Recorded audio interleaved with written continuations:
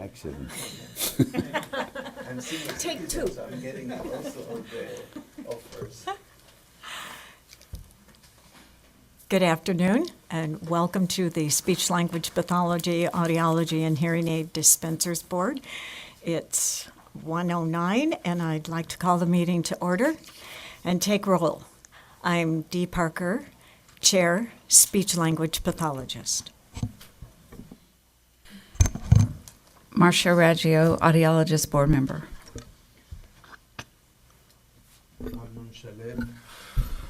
Amnon Shalev, hearing a dispenser, board member.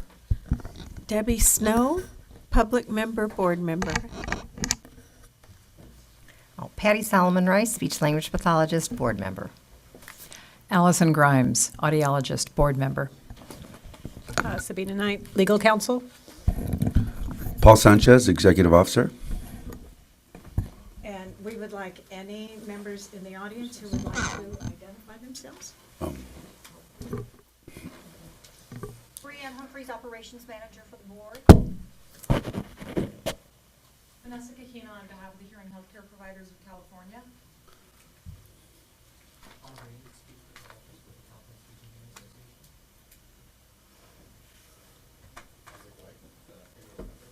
Just ask for public comment. Karen Robinson, board staff.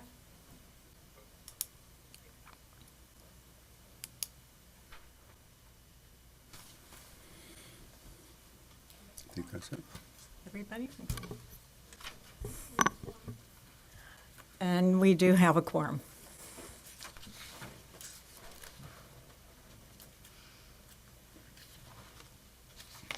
Are there any items for public comment that are not on the agenda?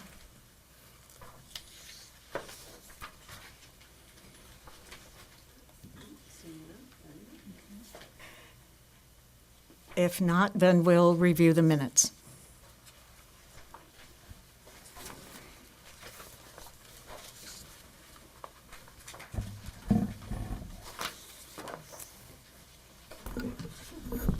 Patty?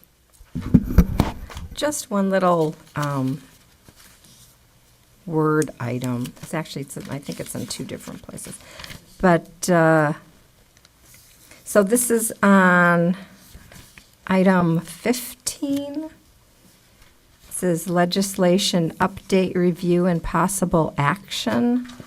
And this is Ms. Solomon Rice presented an overview of the impact this bill would have on hospitals, school districts, and other businesses that hire interns. It should be that supervise interns if passed.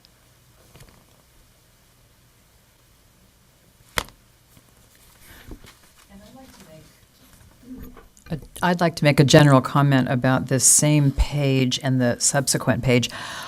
Just for clarity, there are several references to this bill, and as I was reading through it, I felt that it would be more clear if the actual bill were identified in those phrases. So Ms. Grimes presented an overview of AB 612.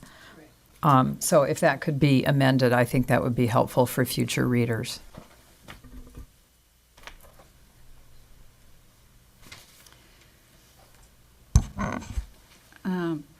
Page 2 under budget report, I don't need to point it out, but there's several grammatical errors in there that probably, if you just read it over, could correct easily.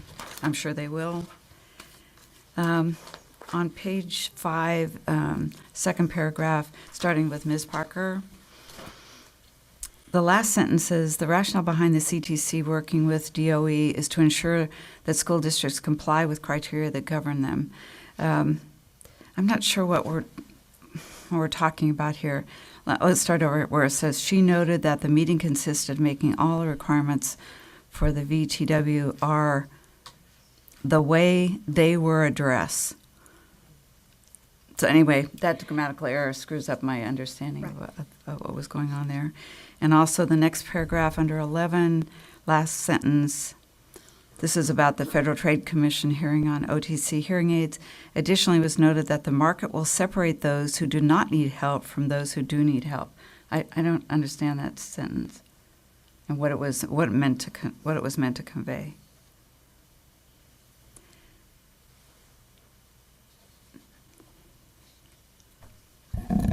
Anybody recall? We can invite those edits and then rewrite it and represent it Yep. to the board. Okay. In I- fact, I've done some re-edits, and we can just give Okay. them to Karen. Okay. I checked with Paul. I would suspect the general idea was that people who need help will present themselves and people who don't need help will disappear.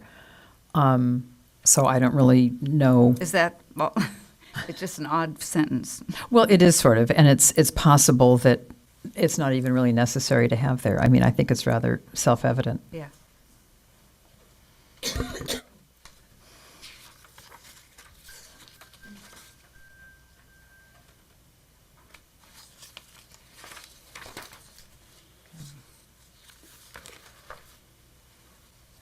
Are there any other comments? Dee and I talked about going over the minutes and presenting them again because we saw some other areas that needed to be Yeah. revised. Okay. Yes. Yes.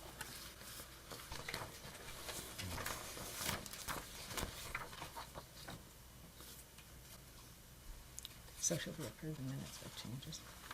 No, I think we'll just bring them back to the next meeting. Bring them back, okay. Then we will bring the minutes back again at our next meeting in October. Do you want me to go into the next item? Yes. Okay.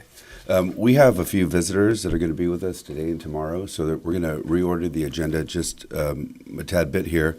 We're going to go to item 15B, which is normally part of my budget report. We're happy to have with us today staff from the DCA Budgets Office.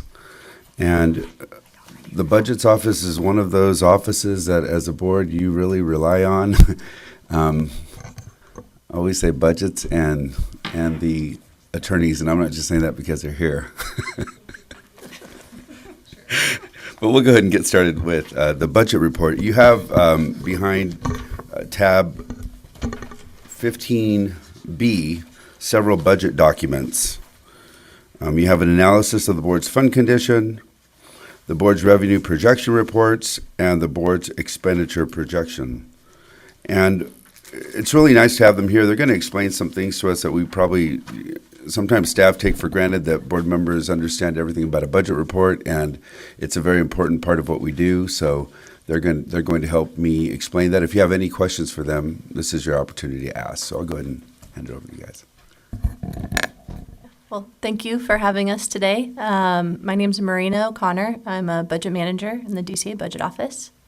My name's Nicole Dragoo. I'm budget analyst in the budget office. Thank you for having us. All right, so I believe the first document is the fund condition, correct? Yes. I'll go ahead if you don't mind moving forward for our expenditure projections, kind of to give a background. These totals are as of 6/30/2017, which is our FM12. Just to let you know, we will have a finalized version within the next few weeks when the year end closes. So these are tentative. As you can see, the appropriation at the bottom was $2,086,000. Of that, as of FM12, $1,799,394 had been spent, and we're projecting a total of $1,904,815 to close out at the end of the year. This leaves a reversion of $181,000. $181,185, which is a surplus of 8.7%. Nicole, are the document that we're looking at right now, is it the expenditure projection? Yes, yes. Okay. I apologize. That's the That's last okay. page. And I just wanted to add, one thing that Nicole pointed out is this is month 12. So in every accounting year, there's a 13th month, and that's that reconciling month. Typically, what I've seen in our reports is that month 12 is pretty close to what it will be in month 13. Some departments that changes, not so much in ours. So can you go over those numbers again? Yes, absolutely. At the very bottom, you'll see a net appropriation line, and it will show that the budget stone was $2,086,000, and the actual FM12 expenditures was at about $1.8 million. But for that FM13, we projected that 1.9 will actually be expended, which leaves a surplus of 8.7%, about $181,000. So that's a little more than what we have typically reverted to our fund. And one reason for that is because we got what we call an AG budget augmentation. We asked for more money for some very important cases that we were working on. We had to be prepared for going to hearing. These hearings can be costly. They last a certain duration of time, and that's what we were prepared to do. We actually worked with the people from the Office of the Attorney General that are here today, and we came up with those estimates. We get special permission to get that money put into our account. Fortunately, we didn't need that money because we were able to settle these cases. And that's why you see the reversion. So we took the money out of our savings. Now we're putting the money back in our savings. Okay, go ahead. Okay. Are there any questions on the expenditure report?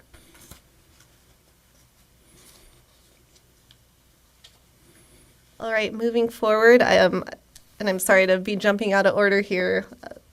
We have the revenue projections for both speech and hearing aid dispensers board. You'll see the different line items where you can see the revenue broken into your regulatory fees, your citation fines, your examination fees, etc. And if you look to the far right column for each separate board, which we will, I spoke with Paul, we will be combining these in the future so you can see it as the fund in totality. We give the total as of 6/30/17, the total revenue that you brought in, and our projection moving forward. As of FM12, that's usually the revenue's closed out, so you shouldn't see any much difference at all in the numbers when the FM13 comes out very shortly. Can I ask? Doesn't like me. There we go. Can I ask, just because I'm not sure I'm quite following, so speech revenue means speech language pathology and audiology? Correct. When Okay. the two used to be separate funds that merged, I believe, a year ago. But we still have the revenues split apart. However, for future to lessen that confusion, we will merge them together so you can see the revenues as the board in whole. Okay, so right now what is showing in this tab is speech and audiology on the first page and hearing aid dispensing on the second page? That is correct, and Okay. I apologize for the confusion too. You can see at the top left-hand corner, one will say HADB revenue projection, and the other one will say speech, I believe. Yeah, speech, language, pathology, and audiology. So. Thank you. Are there any questions on the revenues?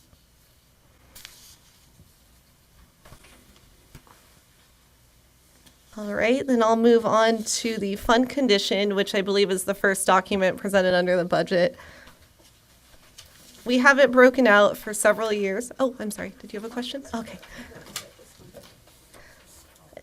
And we did provide a supplementary corrected one. I apologize, we had one line hidden in the one in the packet where it shows your actuals for fiscal year 2015-16 through budget year +2, which is 2021.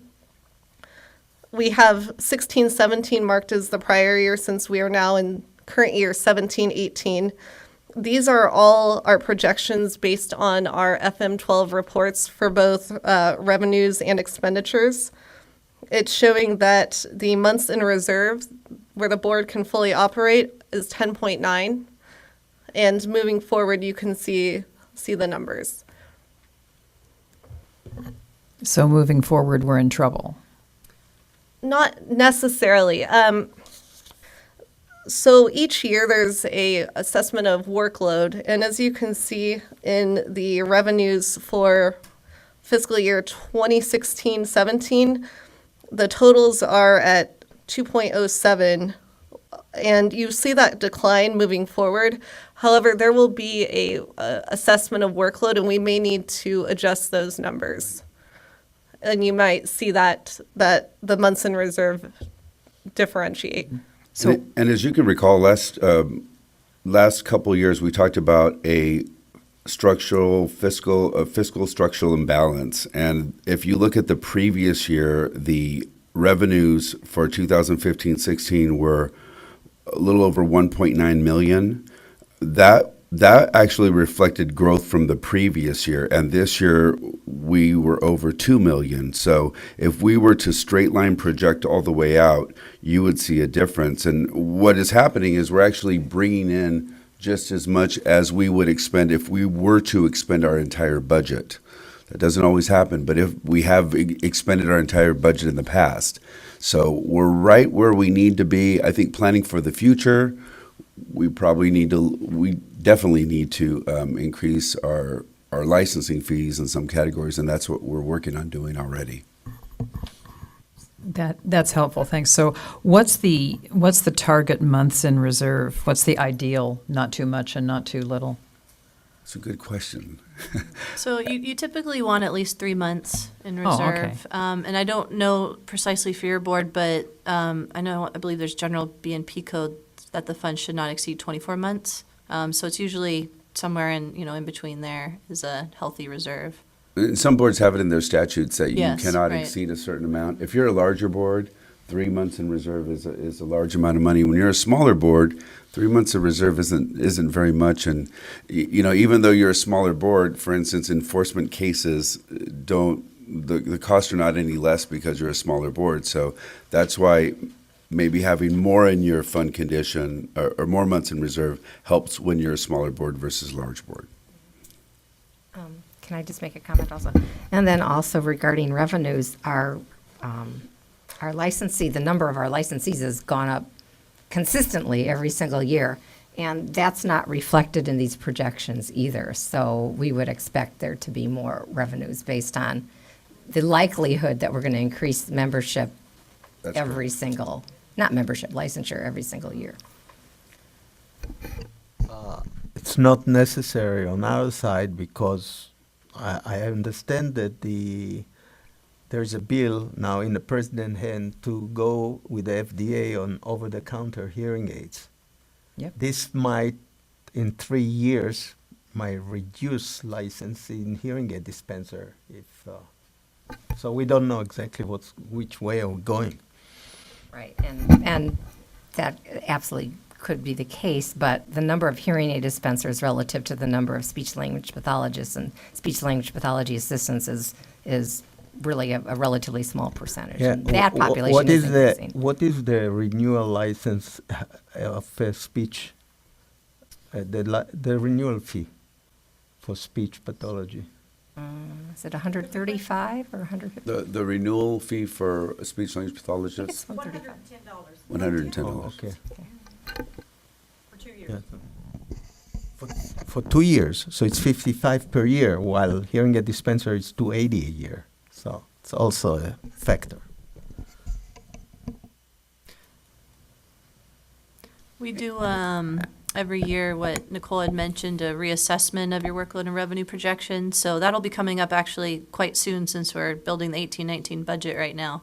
And basically you look at your current fees, your historical workload, and then we project out what type of workload you expect in the future, number of new applications, new licenses, et cetera, and that drives what we build in the budget for your projected revenue each year. So that's something we'll work with the executive officer on coming up, so we can make sure that we're as accurately as possible projecting your anticipated revenue for future fiscal years. So right, that could indeed change the outlook of your fund balance. And as Paul was saying, this assumes that you fully expend your appropriation each fiscal year, which may not always be the case. If you don't, there will be some carryover, which would go right into your reserve, which could increase the months in reserve as well. Great, thank you. And I want to just extend my appreciation to the Budgets Office at DCA. They've been a great help since I've been at DCA. It seems like we've been in a constant state of trying to increase our staff.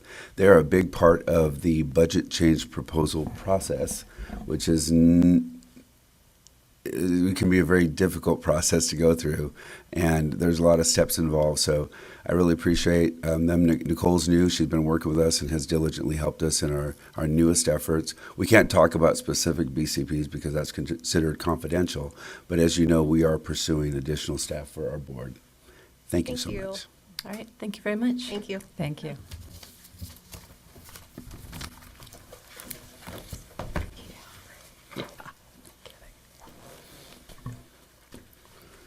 Should I go to number 4? Okay, the next item on our agenda is a disciplinary process overview. A big part of our success, our board is obviously consumer protection is our mandate, and a big part of the success and what we do is our partnership with the Attorney General's office. We have with us today Gloria Castro. She's the Assistant Attorney General for the Department of Justice, and we have our DAG liaison. We call them DAGs, and we think everybody knows what that means. The Deputy Attorney General Liaison, Megan O'Carroll. I've been with the board now for about 3 years, and I've been working very closely with both of these attorneys, and especially with Megan. She is our liaison to the entire statewide operation. They have offices in several parts of the state, and we have worked on some major cases. And when you're a small board, there's a lot of adjustment that needs to happen. A lot of things we need a lot of assistance, probably more so than larger boards have a lot of support staff. So both Gloria and Megan have been in our offices, helping us work things out, helping us reach the success that we need to enforce the Practice Act. Very important what they do. So it's a great pleasure to have them both here, and they're going to give us an overview of the disciplinary process.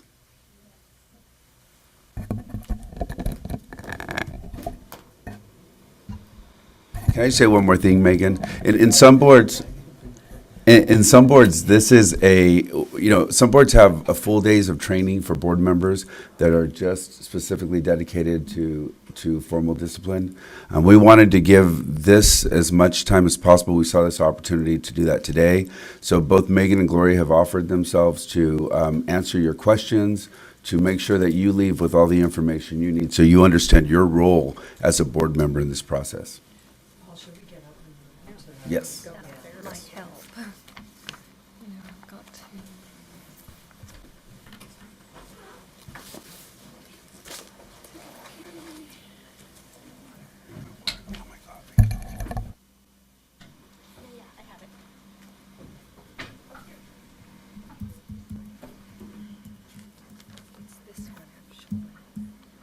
Yeah, it's the same for everybody.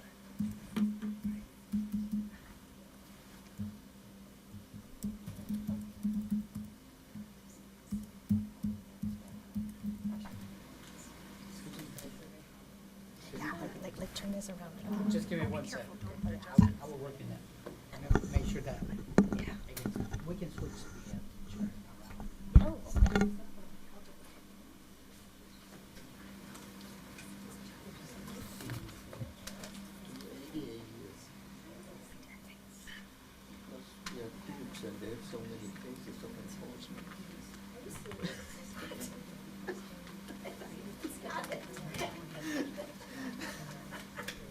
Oh, did it come undone?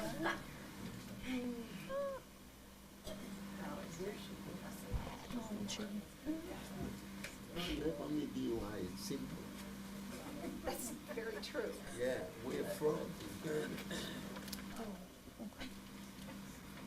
Oh, can we, yeah. I'll go get some popcorn. I heard someone say popcorn. You can bring on that. Maybe we could leave the lights on, because I was hoping we could all kind of talk as I do this. So if everyone can see everyone, it's probably easier. For some reason it's not. No problem. while we're waiting, I'd just like to say, as Paul said, I'm Megan O'Carroll, the Deputy Attorney General who is assigned specifically to your board. So, of course, I work on all different boards, but within our office, we all have one person in the office who statewide kind of explains for other DAGs who maybe don't get as much opportunity to work with your individual board what the specific laws and standards and routine is. And so that's my function in the office. And then Gloria Castro is the big boss. She's in charge of all the cities. So yes, we're lucky to have her with us here today. And after I do this little presentation, the plan is that she'll also have a handout for you and be able to follow up with some additional information and answer any additional questions too. We're both very, very happy to be here and privileged to represent you every day all across the state. So Disconnected, huh? I think it's all. Maybe you don't need to, will I click on it? Yeah.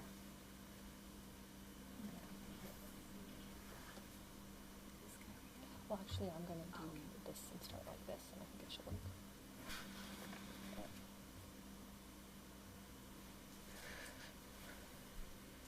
So as we're waiting for it to come up, I also wanted to say how, I get an opportunity to learn a little bit about the professions that you regulate and to study the laws that apply to your section. So it's great finally to get a chance to actually be here and talk with you all. And my plan in the way I'm presenting this today is, there's no special magic to some things I put on a slide and put up. So I don't want you all to feel like, where's the...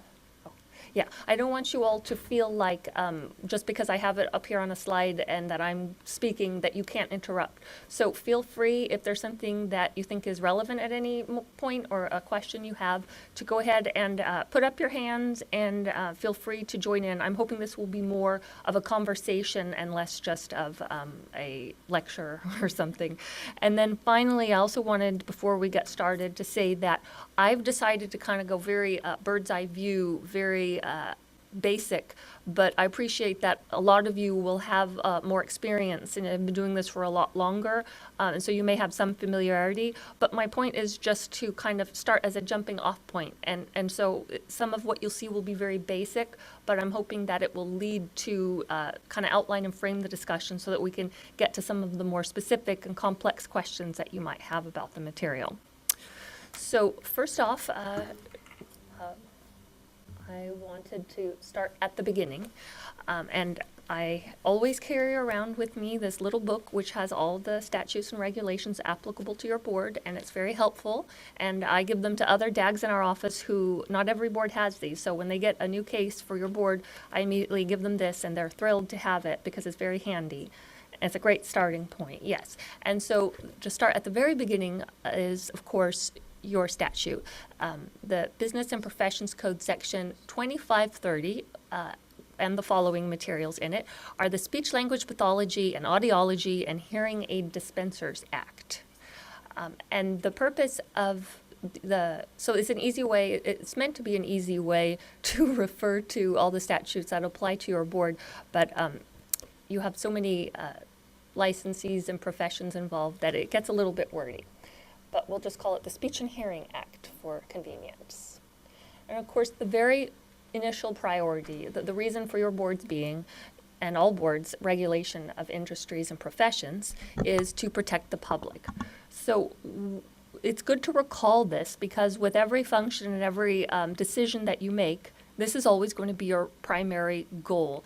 And specifically, they even mentioned that, well, what about when other interests conflict? What about, for example, a person's interest in participating in a profession, and they've always had a goal to be a speech pathologist or a hearing aid dispenser or an audiologist?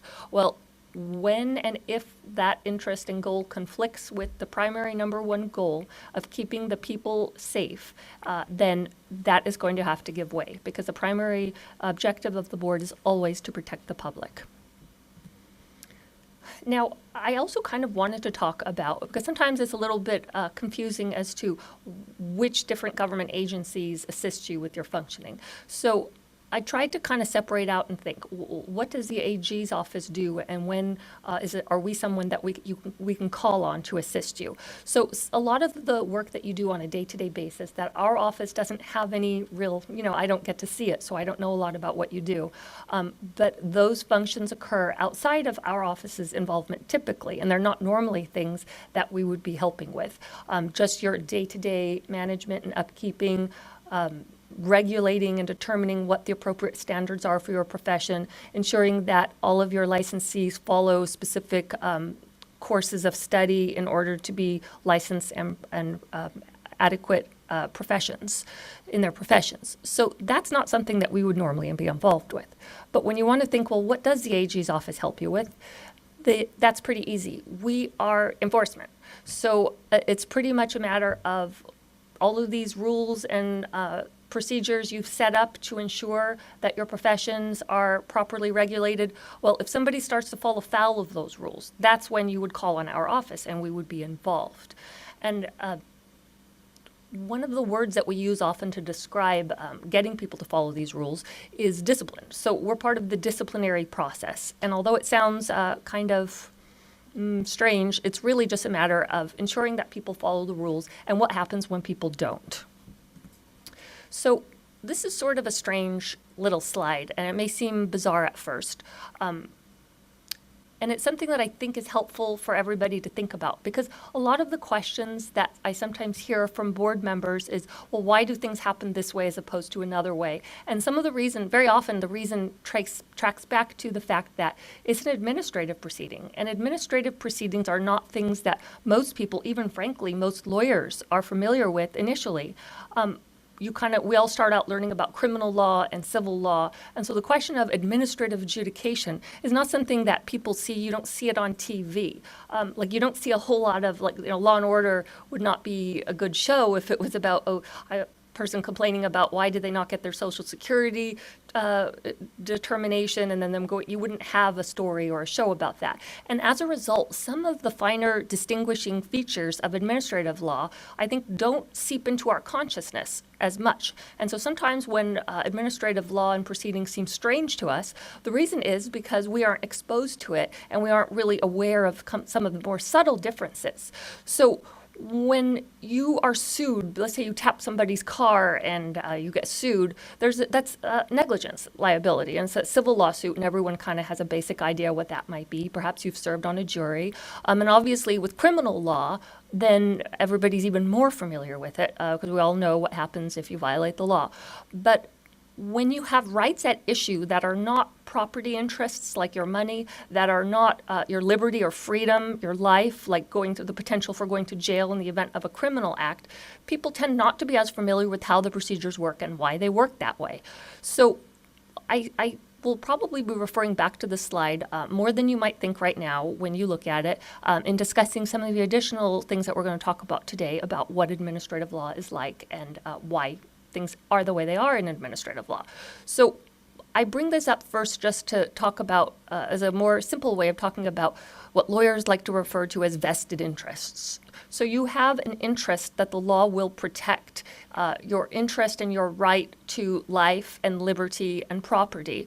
But the question then becomes, what about when you're talking about your license, your right to practice a profession? Well, you do have a right to that, but those rights are treated a little bit differently in the courts, and that's what we're going to talk about in administrative adjudication.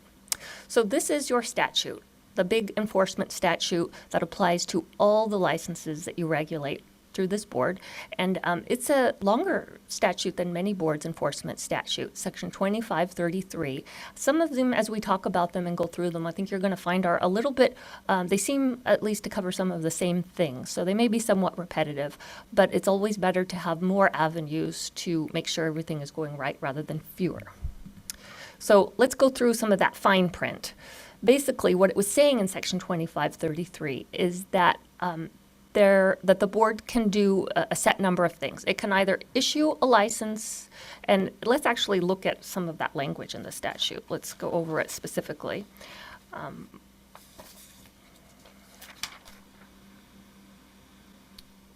So we're talking about the actions that a board can take throughout enforcement. It says initially that the board can refuse to issue or issue a license subject to terms and conditions, or it can issue a license on the grounds specified in Section 480, or may suspend, revoke, or impose terms upon the conditions of a license based on the few following reasons. So what are those individual things that it says you can do? Well, you can, when a person is applying for a license, the board has the authority to issue. And I actually don't have up there, I should have a slash and say, or not issue, because that's one of the main things you can do. A person applies, they want to be a member of the professions that you regulate. It's the board's option under Section 2533 to either issue or decline to issue a license. It could also issue that license, but subject to specific terms and conditions. That's what we refer to as an initial probationary license. Or it could, we're talking about now a person who's already has a license. It can do several things with regard to that license when somebody has violated one of the rules. It can suspend it, revoke it, or impose terms. Those terms would be imposed pursuant to a probationary order. So those are the things that can happen, and the board has the power to do it in its enforcement. But under what circumstances? Well, that's what the rest of the statute talks about. And so I've listed them out here. So we're talking about whether you issue or don't issue a license, whether you issue a probationary license, or whether you take action against an existing license. Now, these are all the different things, grounds and reasons why the board would do that. So one of them is conviction of a crime, of course, and then we're going to talk about, is it just any crime? No, it's a conviction of a crime that is substantially related to the practice of the profession. The other one, of course, is if a licensee or an attempted licensee commits fraud or deceit in securing the license. Then there's a subject matter that we're going to talk about a good bit today, and that's alcohol and controlled substances, using it in a dangerous manner or certain types of criminal convictions. And then there's advertising violations, dishonesty or fraud. And now you're starting to see how there is a little bit of overlap. Because, for example, if you're committing an advertising violation, isn't it possible that would also be a dishonest or a fraudulent act? Very often it can be charged in both instances. And again, it's better to have more ways to explain what you don't want a person to do rather than fewer. Then there are violations of the standard of care. That's another big subject that we'll talk about a little further on. And then, of course, anything that endangers the health, safety, welfare of the public. Then there's the issue of hearing aid dispensers who represent themselves as something that they are not.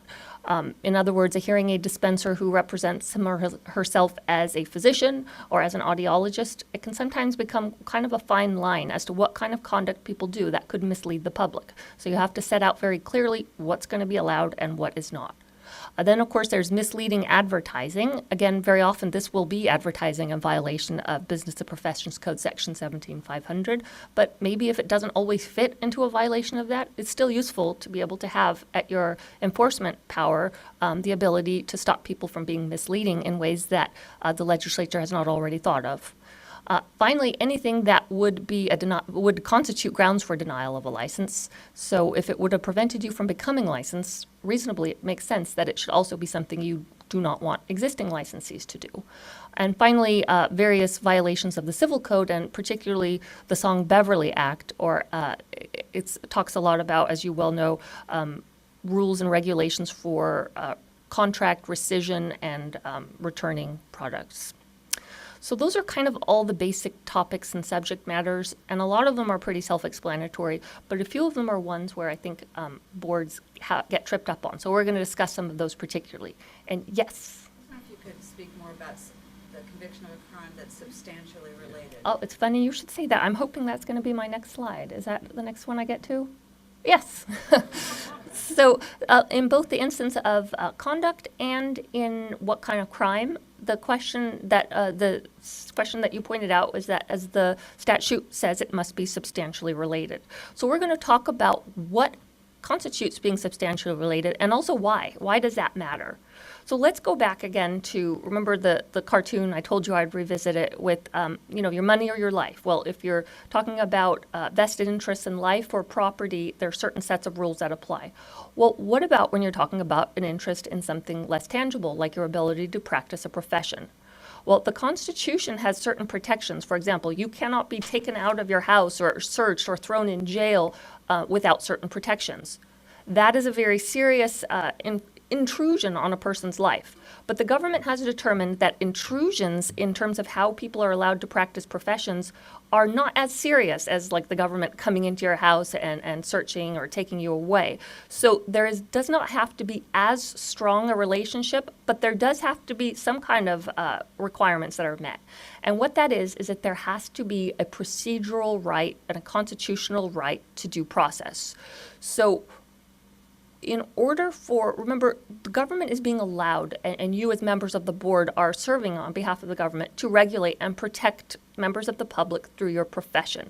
So you're not being given omnipotent power to control people's lives. You're only allowed to regulate your profession. So if somebody commits conduct or that let's say you disagree with, maybe speech or make some comments you don't like. Well, if that doesn't harm the public or affect the way a person performs their job, that's not part of your conscribed mandated duties of what the government has given you power to do.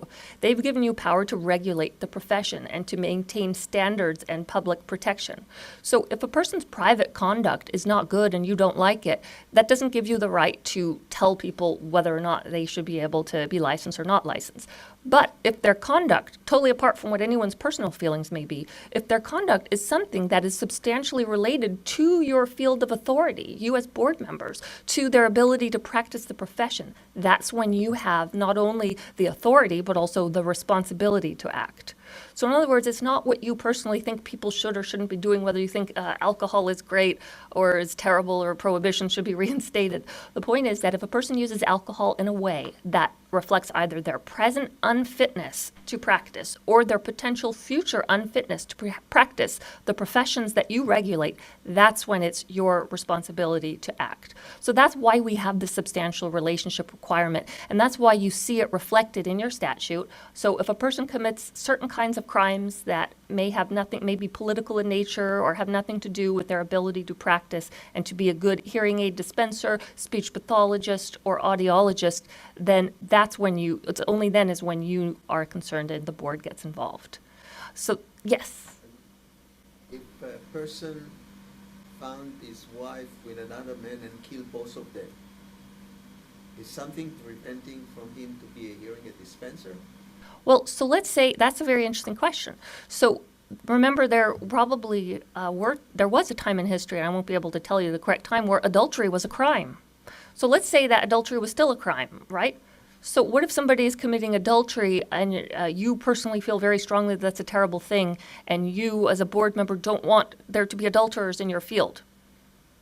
That's not, it doesn't, whether a person's a bad person in their life, that doesn't evince necessarily an unfitness to be a good hearing aid dispenser or speech pathologist. But your example was that they then took it a step further, that they actually killed people. So now the question of murder, being a murderer, does that perhaps tend to give you an unfitness to practice a profession?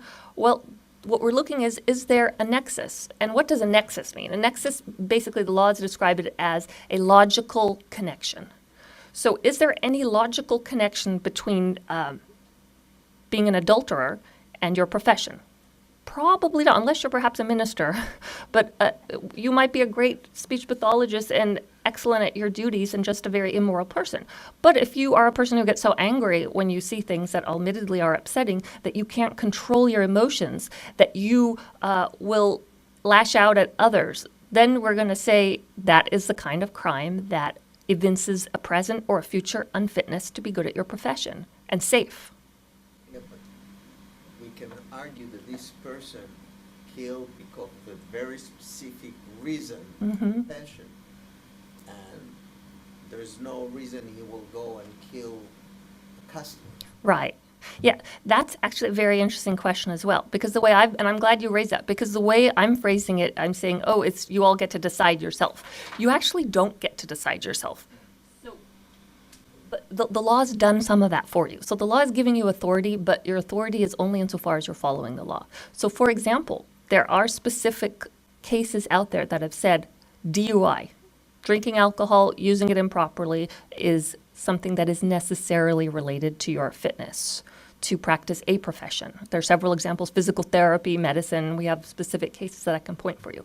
So maybe you personally, not you, but let's say an individual thinks, I don't think driving under the influence is good. I think people who do that are extremely irresponsible. And somebody else may say, well, but if it doesn't have anything to do specifically with your profession, then it's not a problem. Well, you don't get to actually make that decision because the law has made it for you. They've said, yeah, DUI. Now, as for murder, even if it's perhaps one in circumstances where, you know, you find it hard to blame somebody, or you feel that if you were in the same position, you might have done something similar. I'm afraid murder is one of those crimes that the legislature and the courts have said does establish unfitness for practice.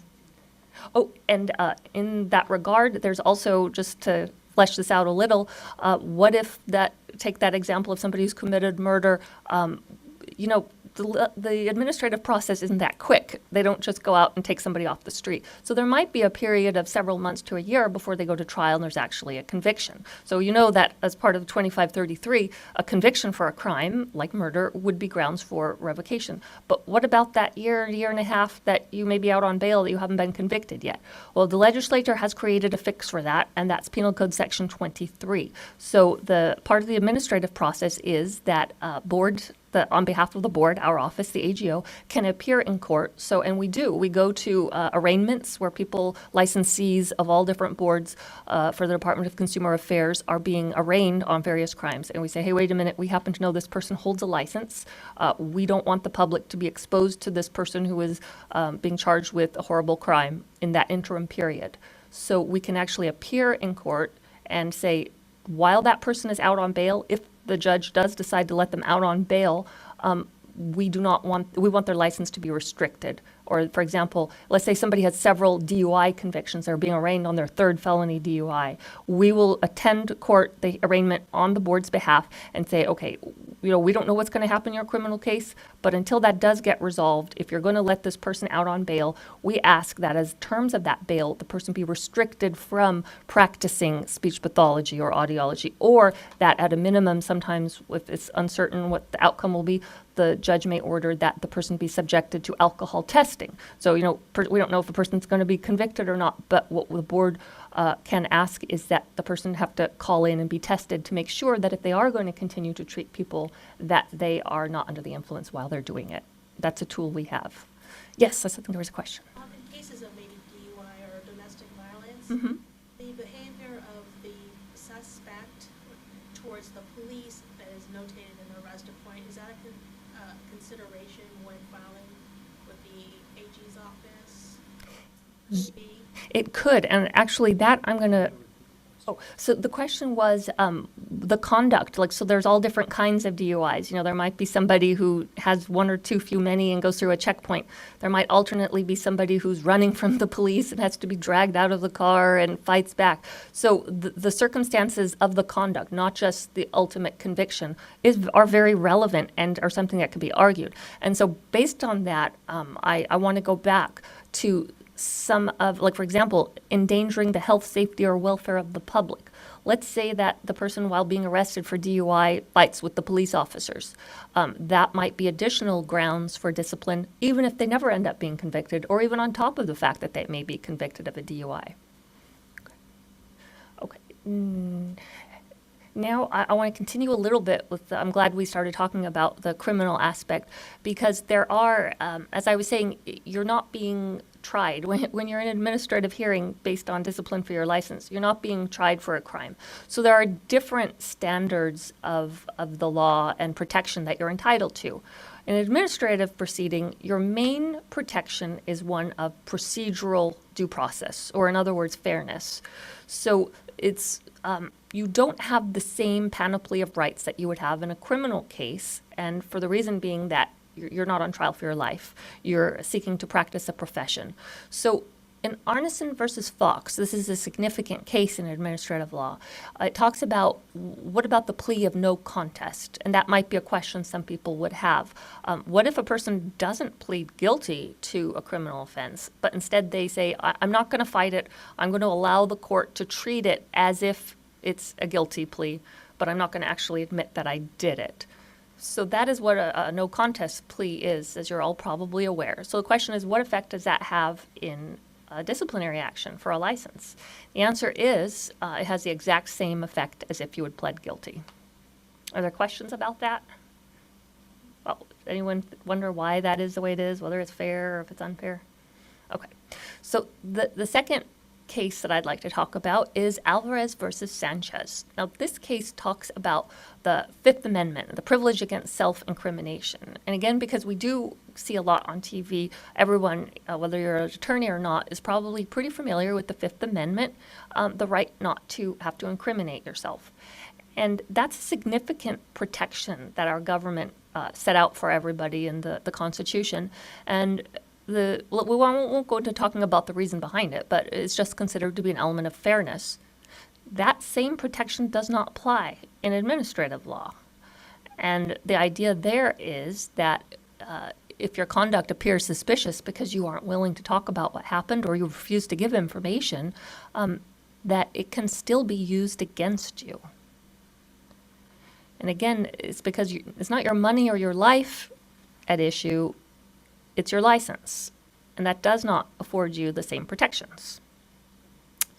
So any thoughts or questions about that element? So then, like, the whole concept of guilty until proven innocent, it seems like there's several ways in which that idea doesn't really hold true here. Well, it's interesting the way you phrased it like that. They can't force you. They can't make you say you did it. Like, in other words, they can't say, okay, did you commit this crime? Yes or no? And if you refuse to answer yes or no, you can't be in trouble for just refusing to answer it.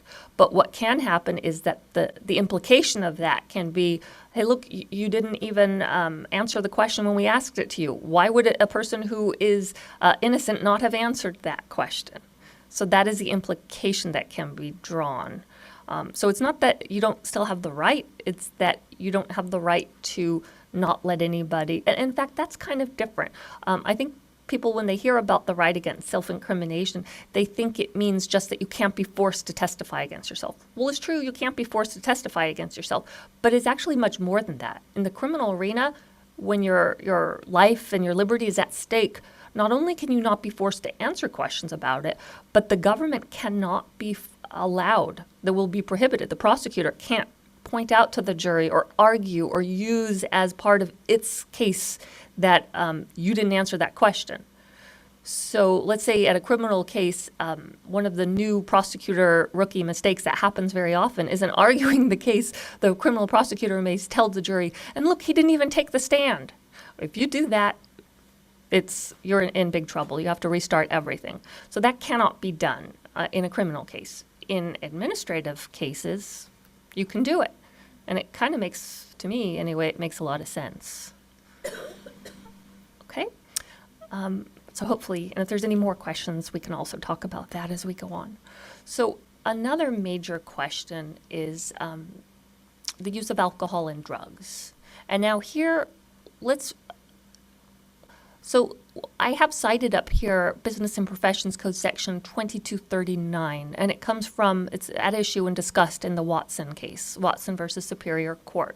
The reason I do that, 2239 is a medical board statute, but the reason I do that is because your board also has a section that tracks very closely to Business and Professions Code 2239, and it is 2533 subsection C.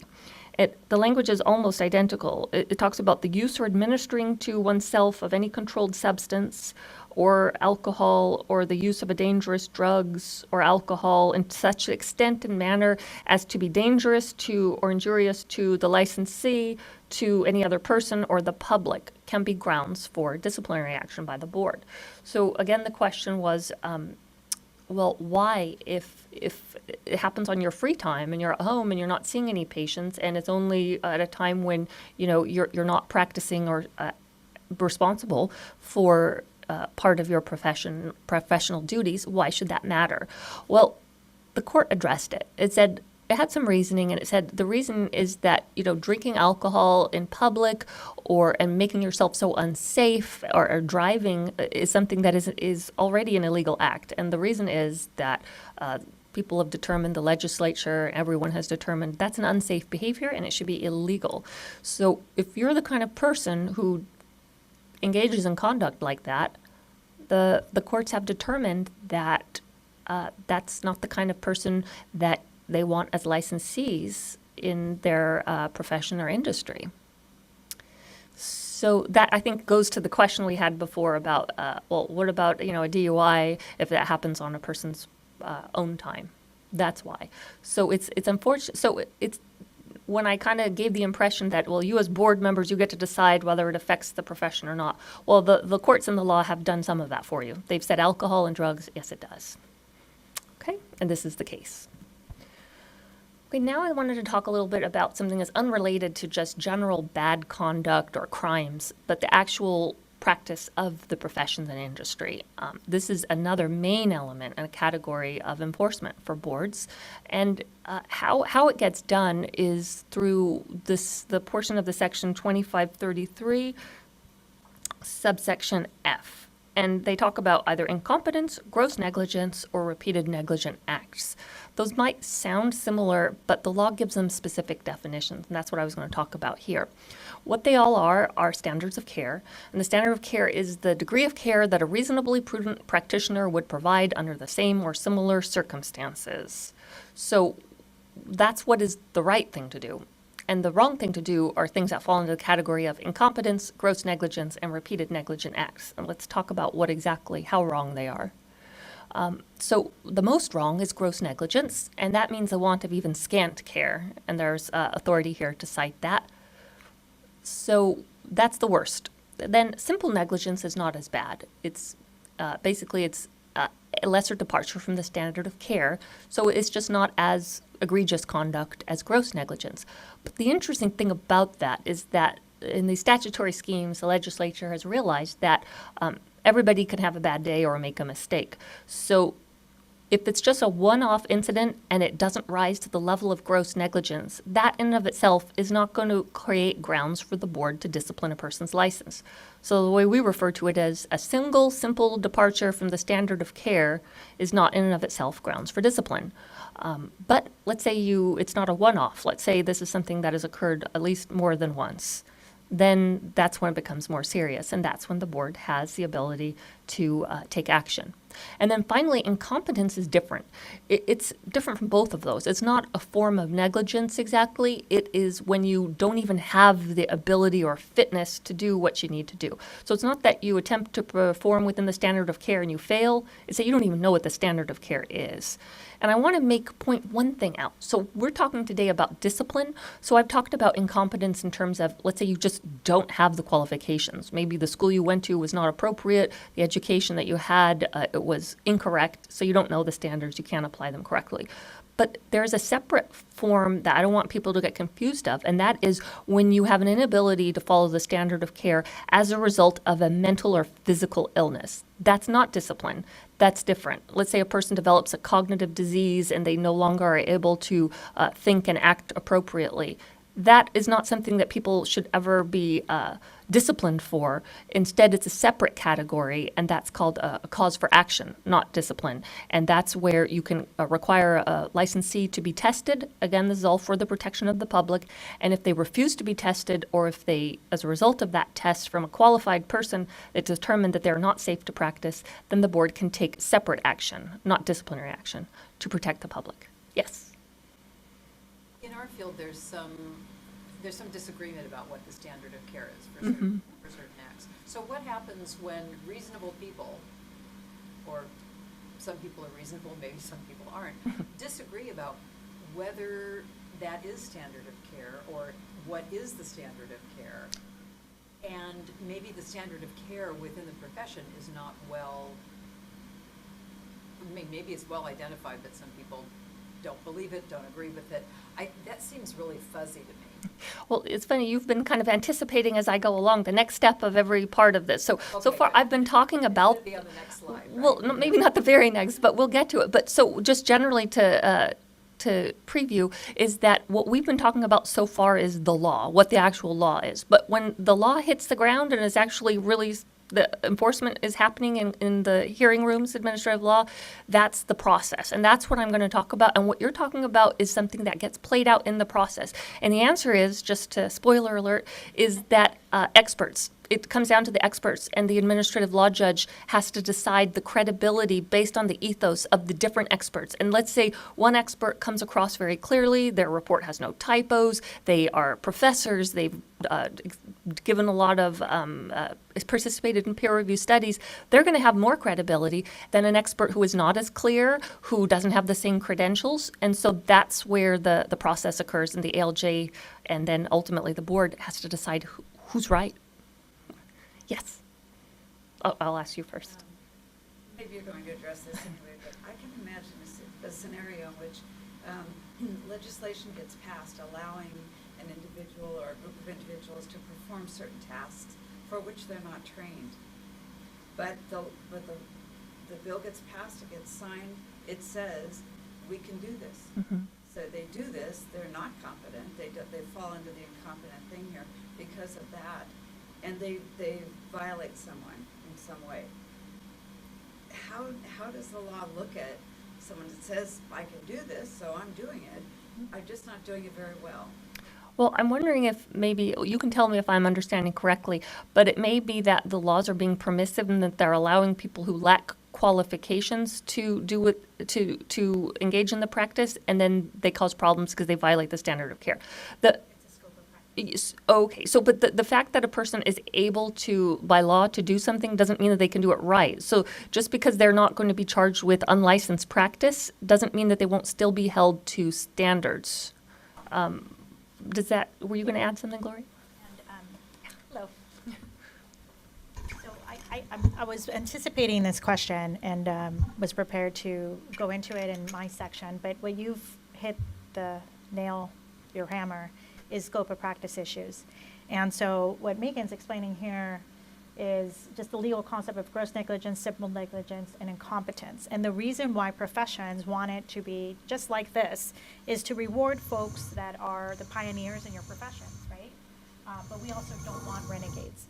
So when she gets to her slide on experts, we do rely on experts to be able to tell us what is standard prudent behavior for a professional in that community with that type of patient. But what you're asking is a scope of practice issue, which comes up quite a bit. And our Attorney General's office does get involved with answering those questions for members of the public or even boards on where exactly is that circle of what we do as professionals, and where are these folks fitting into it? Are they engaging in the unauthorized practice of audiology, for example, even though they're interpreting this statute in a certain way that they believe allows them to practice your profession without having to go through all the educational standards, all that schooling, all that peer review process, and being responsible members. So when I get to my area, then we can explore that some more.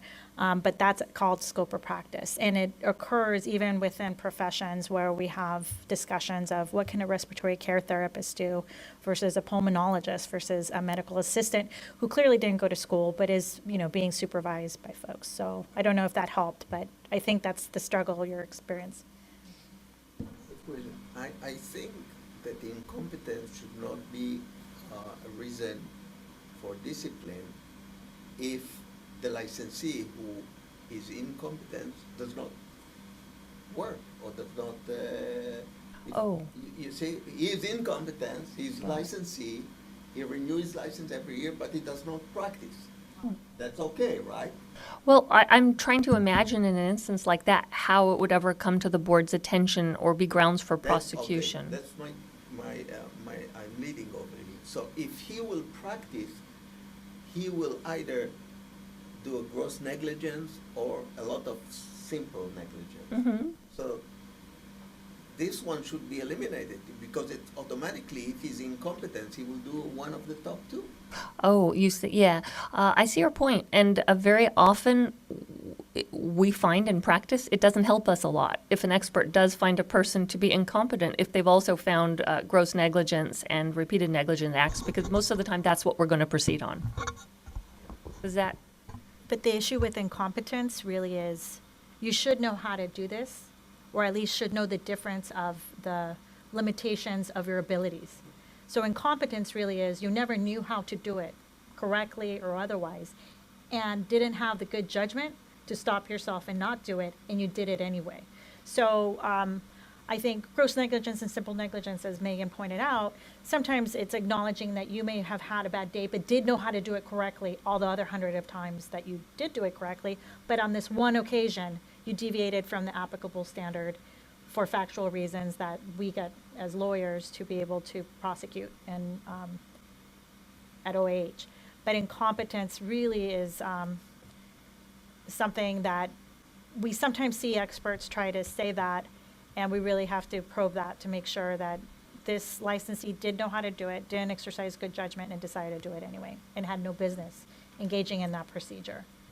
So anyway, it's a legal term, but they leave him like that to allow for your profession to evolve, because society wants to reward evolution, but we also don't want people experimenting on patients without informed consent or without IRB studies.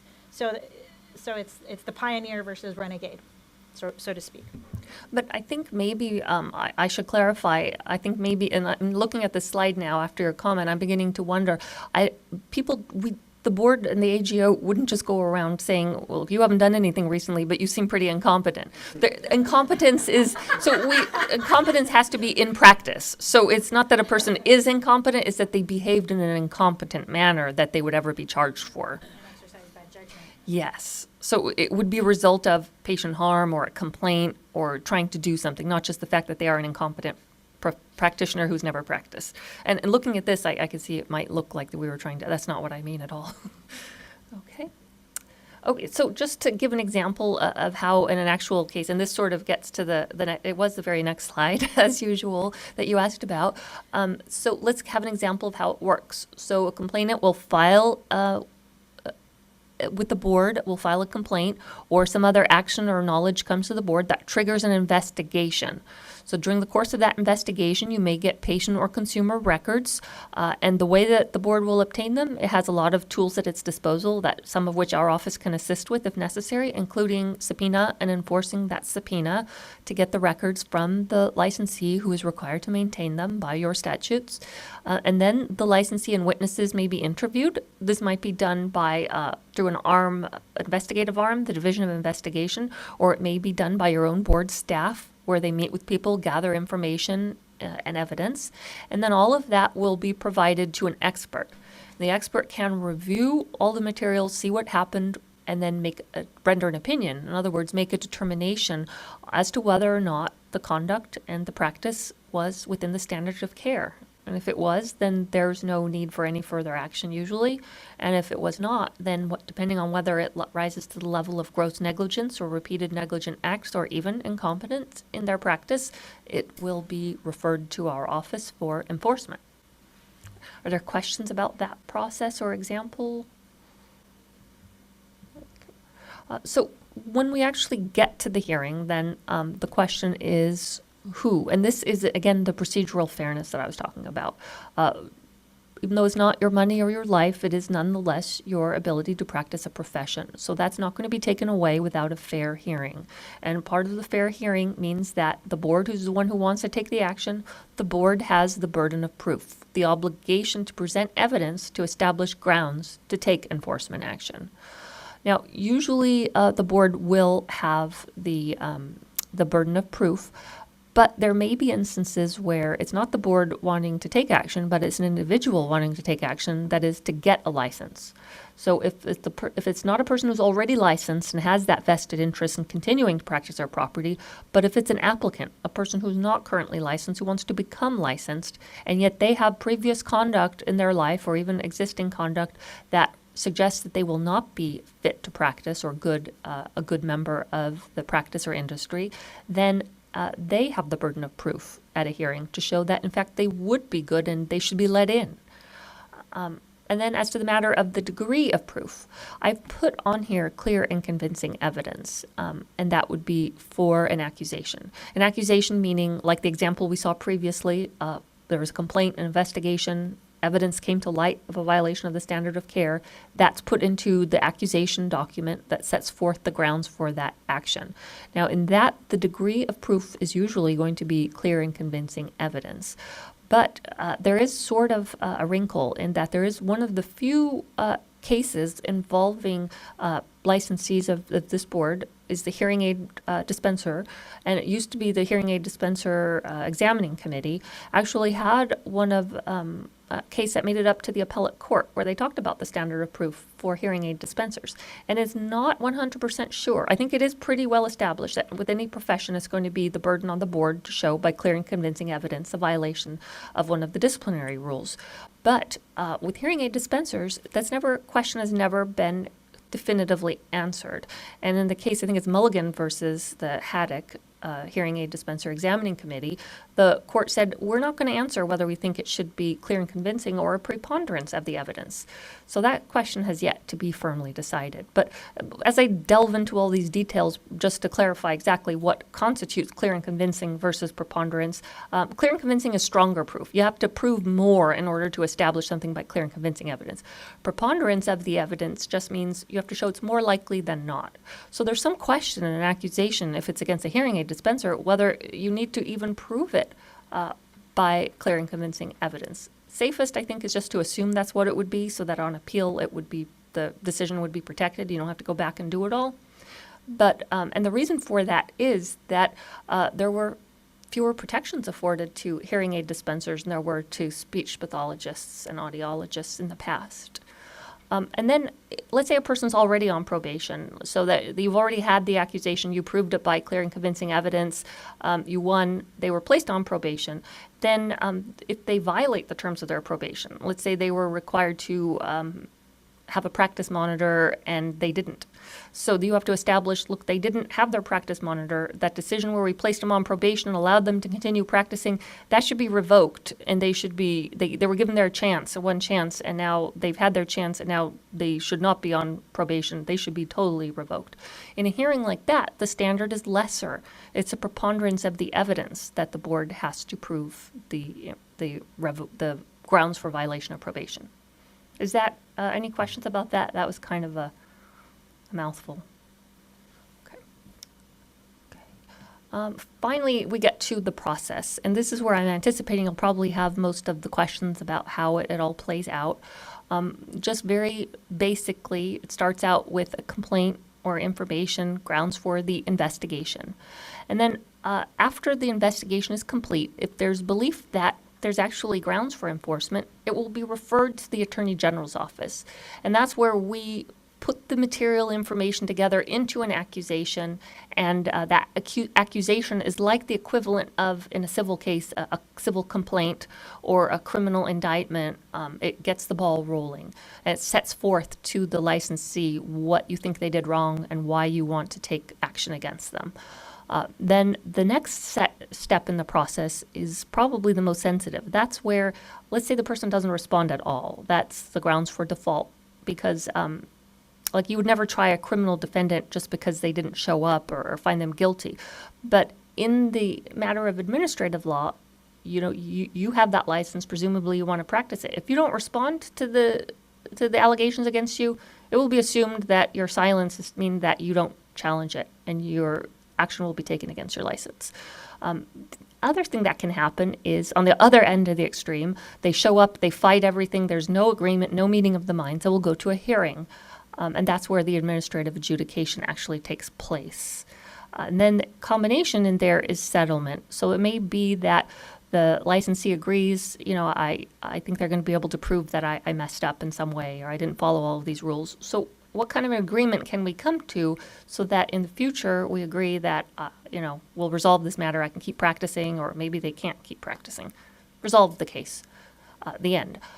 But if it goes to a hearing, then the next thing that has to happen is that, and this is where administrative law is very different from the kinds of criminal and civil actions that we're used to, because there is no jury in the room. You won't see any, there is a person in a robe, the ALJ, but not a jury. But the ALJ makes a decision, and it's not the final judgment. Basically, the ALJ is doing the board's, I don't want to say doing the board's work for it, but it's taking the evidence and weighing it, because as board members, you have a lot going on. You have all the administrative functions. You're trying to regulate a whole profession. You can't be involved in every fact of every case. So the ALJ does some of that legwork for you, takes the evidence, listens to the witnesses, compiles it all into a neat little package, the proposed decision, which is then submitted to you board members for review. And then your role in it is to say, okay, you weren't there, you didn't see the witnesses, you couldn't judge credibility. You have, to some extent, you've delegated that to the ALJ. So the ALJ was there. The ALJ made these conclusions about what the evidence meant and who was the most reliable expert, whether they relied on good information, and they made conclusions about what the results should be. And that will be based on the law and the disciplinary guidelines. And then finally, once that package has been completed, the ALJ will turn that decision over to the board for you to make the final determinations as to whether this action complied with all the rules and all the law and whether it's good to act on. Did we have a question? Yeah. There's another piece to the proposed decision that the person who's being disciplined has to agree. They have to sign off and agree to whatever terms are in there. So that's two distinct paths. One would be, so if we get to the proposed decision, then no. By definition, the proposed decision means that we've had a hearing and there's been an argument because the parties could not agree. So where that would happen if they agree, that's in the settlement. So let's say, maybe they don't agree that what they did was wrong, but they realize, okay, I can see how it could be taken this way. At a hearing, probably they would make this decision that this is against the law. So I'm going to have to cut my losses, and I'll agree to it. And that's when we prepare the signed document, which sets forth what exactly they agree to, and everybody signs. They sign, their attorney signs, the AG's office signs, and says, yes, we think this is a reasonable solution. And that's when, then we would short circuit it, and we wouldn't go to hearing, and you wouldn't get a proposed decision. So it's two different alternatives. And actually, I think Gloria's slide may be a little bit more clear than mine in setting that forth. Yes. And then the final decision, the final part is the court review, and that is the writ process. So it's not that administrative law can never involve a courtroom and a judge. It's that it wouldn't do it right at the outset. So just as you couldn't, if you're upset about, Social Security decisions or whether or not you can get a regulation, a permit for your, to build in the back of your house, you don't go straight to court. You have to deal with the administrative law, and what we call, the legal term is exhaust your administrative remedies. If after doing all of that, you're still unhappy with the result, that's when you get to go to court, and that's what would be the writ portion of the case. And then I have just one final slide here. Oh, sorry. Yes. Probably one of the frustrations we have as a board and other boards as well is we do have a sense that there are a lot of settlements rather than going to hearing. And because of many different reasons, I'm just curious, you probably don't have the statistics for our particular board, but in general, what percentage of cases coming before you are settled versus going to hearing? Well, we may actually have some more specific statistics that we can get to. I'm not sure. But I will say that not just for this board, and I think it's pretty much across all boards, the vast majority of cases, and this is a similarity between administrative and other forms of law, very few of them actually end up in a trial or a hearing. Right, yeah, no. Yeah. That's very clear. In terms of statistics, I mean, I don't think that you... We can get that for you. Right. For each So board. curious about that, yeah, because If I had to just guesstimate, I would think probably, I would actually go, I'd say like maybe 5 to 10% actually ever go to hearing. But I think human nature is to, well, some of these folks are not risk averse, that's what got them in trouble. But most folks, once they do get counsel and understand that if they go to hearing, the settlement that Paul was able to offer to them may be off the table. And then they take the risk of how they're going to present in court and how their experts are going to present and how much it's going to cost. And you are one of the boards that I applaud for collecting costs of investigation and administrative costs of the lawyers, the prosecutors, and the Office of Administrative Hearings, they are talking about, is it worth it for me to take that risk and lose, and also on top of that, have to pay these costs? And so it might be more of a reflection of human nature, but none of our lawyers are afraid to go to court. We like going to hearing, but it is an inverted triangle. So if Paul has all these complaints that come in, he picks out which ones, with assistance of others, go to investigation. We then decide what gets filed. And as you go down in the process, it's a very, very small percentage that actually makes it to a hearing. But sometimes if there's experts on the other side, the only way to get to that real dogfight of the experts going against each other to determine what is the appropriate standard of care, sometimes it is worth it because it isn't clear and because the profession demands it. So. But the other reason is that the attorney fees for the licensee are not recoupable, and it's going to be very costly to fight the government in hearing and all the stuff, right? And that's a reason that people settle for a lot. I know from other experience in our relationship with the Department of Healthcare Services, we experienced maybe 15 years ago a case against our practice in which we had to go to the hearing because they asked for outrageous amount of money back. And we spent $101,000 on attorney fee, 3 days hearing, which we completely prevailed on all grounds, and we could recoup $101,000. So a lot of providers that are being, let's say the department asked them, we think you should give us $50,000. If you don't want, let's go to hearing. They're giving him the money. It's kind of a mafia, I'm telling you. They, for a small amount of asking, the department asks to get back, the providers rather give it to them and go to the hearing. I think that is a very real substantial factor in a lot of people's decision making. But I should point out there are risks for both sides in going to hearing, for the board as well, because it's very easy to get a list, an expert to say things and get evidence in paper, but to actually present that evidence and have it so that it's admissible and pull the person in and have them testify, it doesn't always happen that they say what you think they're going to say when you actually get there. When you say it's risk for the board, each member of the board will go home and Yeah, not personal financial risk, yeah. Yeah. It's not really affect them, the licensee or whoever is the defendant. This is affect him, his life. The personal financial risk, you're right, is borne by the person who is practicing the profession, and who is, the government has said, if you want to practice your profession, there's, one of the main reasons is. You give some of your rights, either when you're a licensee or when you're a provider for the state. Exactly. You give some of your rights. Exactly. But I guess the main point is that if you want, as a practitioner, to engage in a profession, the reason you're often doing it is because you want to make money. So the question is, what are the costs of doing business and enforcement and making sure you're doing it fairly? And sometimes that won't be borne equally. An individual may, just because it was their turn, be picked on and to decide whether or not their action was legal or illegal. And that's one of their costs of doing business that they're going to have to factor into it, is being able to prove to the government that you're doing it in a way that's safe for the public. Because that's the ultimate result. And that's, I think, remember the initial slide I talked about when people's rights conflict?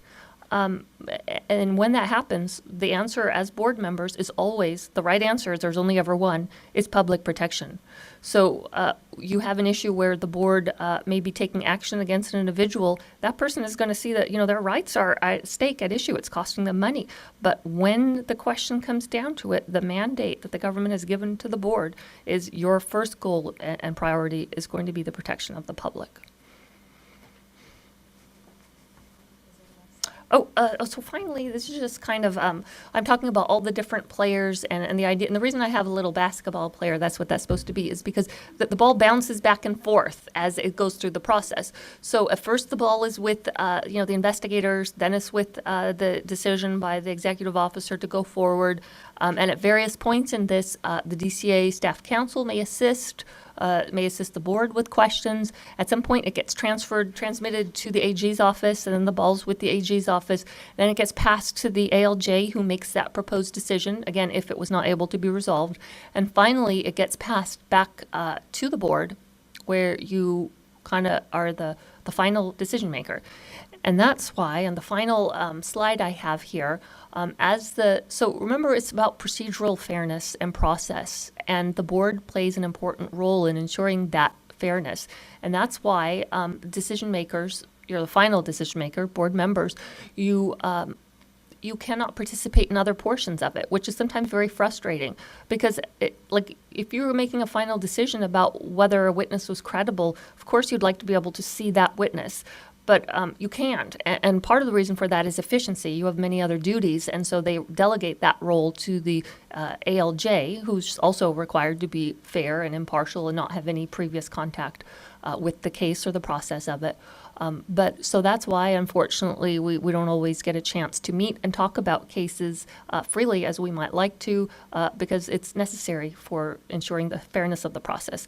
But I do also want to add, there is one way that is allowed in legal for us to discuss, and that is if there's a question about a stipulation that's before you, it's an option you always have, which is to call for a closed session. And the AG's office is always happy to come and discuss with the board member in the appropriate manner any questions you may have about how we got there, why it's the recommendation that we have that you do make this decision one way or another.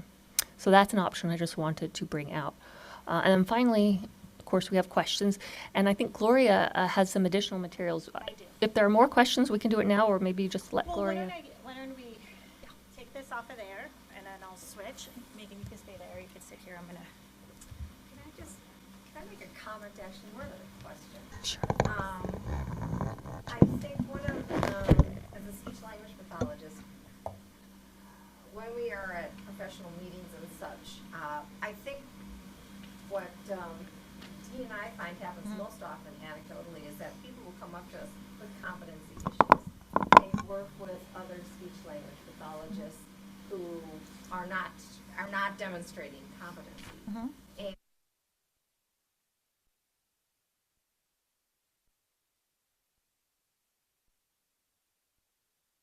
practicing in a competent manner.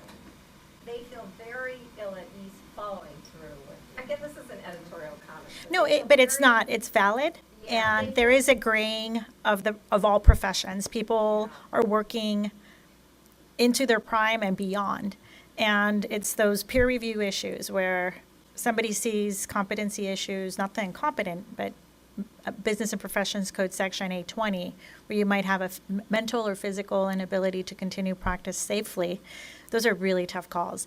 But every member of each profession, including lawyers, has the duty, one would say, to maintain the excellence of the profession.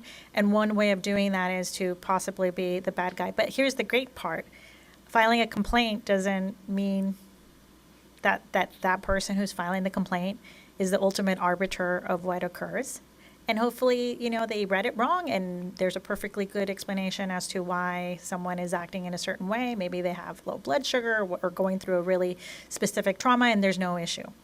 And that's your role, really Mr. Sanchez's role, to make sure that we don't take that risk and that the respondent is able to express through evidence and through examinations that there's nothing to worry about.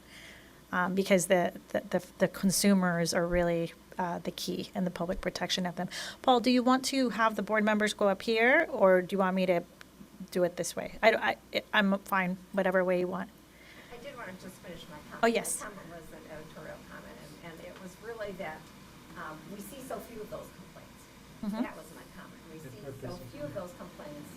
We would really like to see far more of those complaints, because we feel those are, or I'll speak for myself, I feel those are far more an issue of concern than some of the other cases that come before us, but yet we see so little.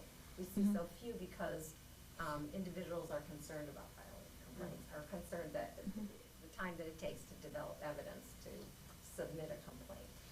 It's just an editorial comment. And we It's a shame know, that that's so right, difficult. and we know that for everyone we see, including in the administrative process, but for every mental health evaluation that is requested of the board through experts and exams, it only represents the tip of the iceberg of possibly what's out there. It's a struggle, but I think it's something that we're seeing in our experience increasing more and more. It's good to hear. Because people are practicing well beyond what formerly were retirement ages because of advances in health and wellness. But this is different. You can't practice if you're not safe. So, Paul, Just I real leave quick it to you. Process check, should we go back up here? I think it's, For the microphone purpose, for the people who's watching. Okay. and do we need a quick break? There's still a lot of important. I just have one thing, issues to talk I have one more I really want to say. But do you want me to go back up to the microphone? Oh, use one of the mic, if you don't mind, please, thank you. A question that I get frequently from my colleagues, and I'm betting that you guys do too, concerns the ability to lodge a complaint against a licensee by another licensee, and can that complaint be anonymous? I know of a practitioner, and I've talked to other licensees in my geographic area. Everybody knows about this person. Nobody wants to step forward for fear that they will be fingered as the person who was the snitch. I almost want to defer to Paul because I definitely have strong feelings that yes, you should file anonymously I and let the professionals deal with who's doing it. Because oftentimes, if we do know who it is, the first thing that someone who's on the recipient of it is like, oh, they're just jealous because I have a lot of business and this is a beef about competition. And sometimes it's not. Sometimes it is, but sometimes it's not. And if it's coming from a good place and of altruism and to protect that person and their patients and the profession, an anonymous complaint would be up to Paul and his staff to analyze. We're always available to help out, and we can just send it to the professionals to investigate and let them figure out if there's evidence of it or not. It seems like there has been a lack of clarity on the issue of anonymous complaints, especially with those, specifically in the audiology profession. Not all professions have those same concerns or have reservations about filing complaints against fellow licensees. But with audiologists, we have seen that, and Because there are so few of us. right, and everyone knows each other. Yeah. But we have put the information out there when we're asked. I think I presented at the state audiology conference, and I let them know that they could file anonymous complaints. I will emphasize that. Marty and I, Karen and I, we handle these anonymous complaints all the time. So even sometimes they think, well, the board doesn't know. In some of these cases, the board does know, and the board is acting. It just takes some time to act on those.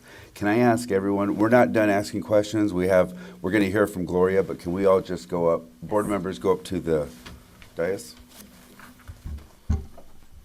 Do we need a quick break? Yes. Can we just do can we all promise to just take a few minutes, please? Yes.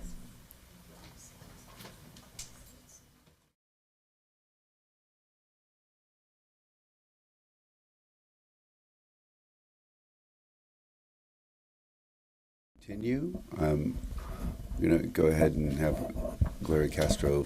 Thank you, continue Mr. with the Sanchez. presentation. So once again, I'm Gloria Castro. I'm the Senior Assistant Attorney General of the Health Quality Enforcement Section in the Attorney General's office. As you may have heard, we have a new boss. Mr. Javier Becerra has been appointed as the Attorney General. And you should all know that he is very, very focused on healthcare.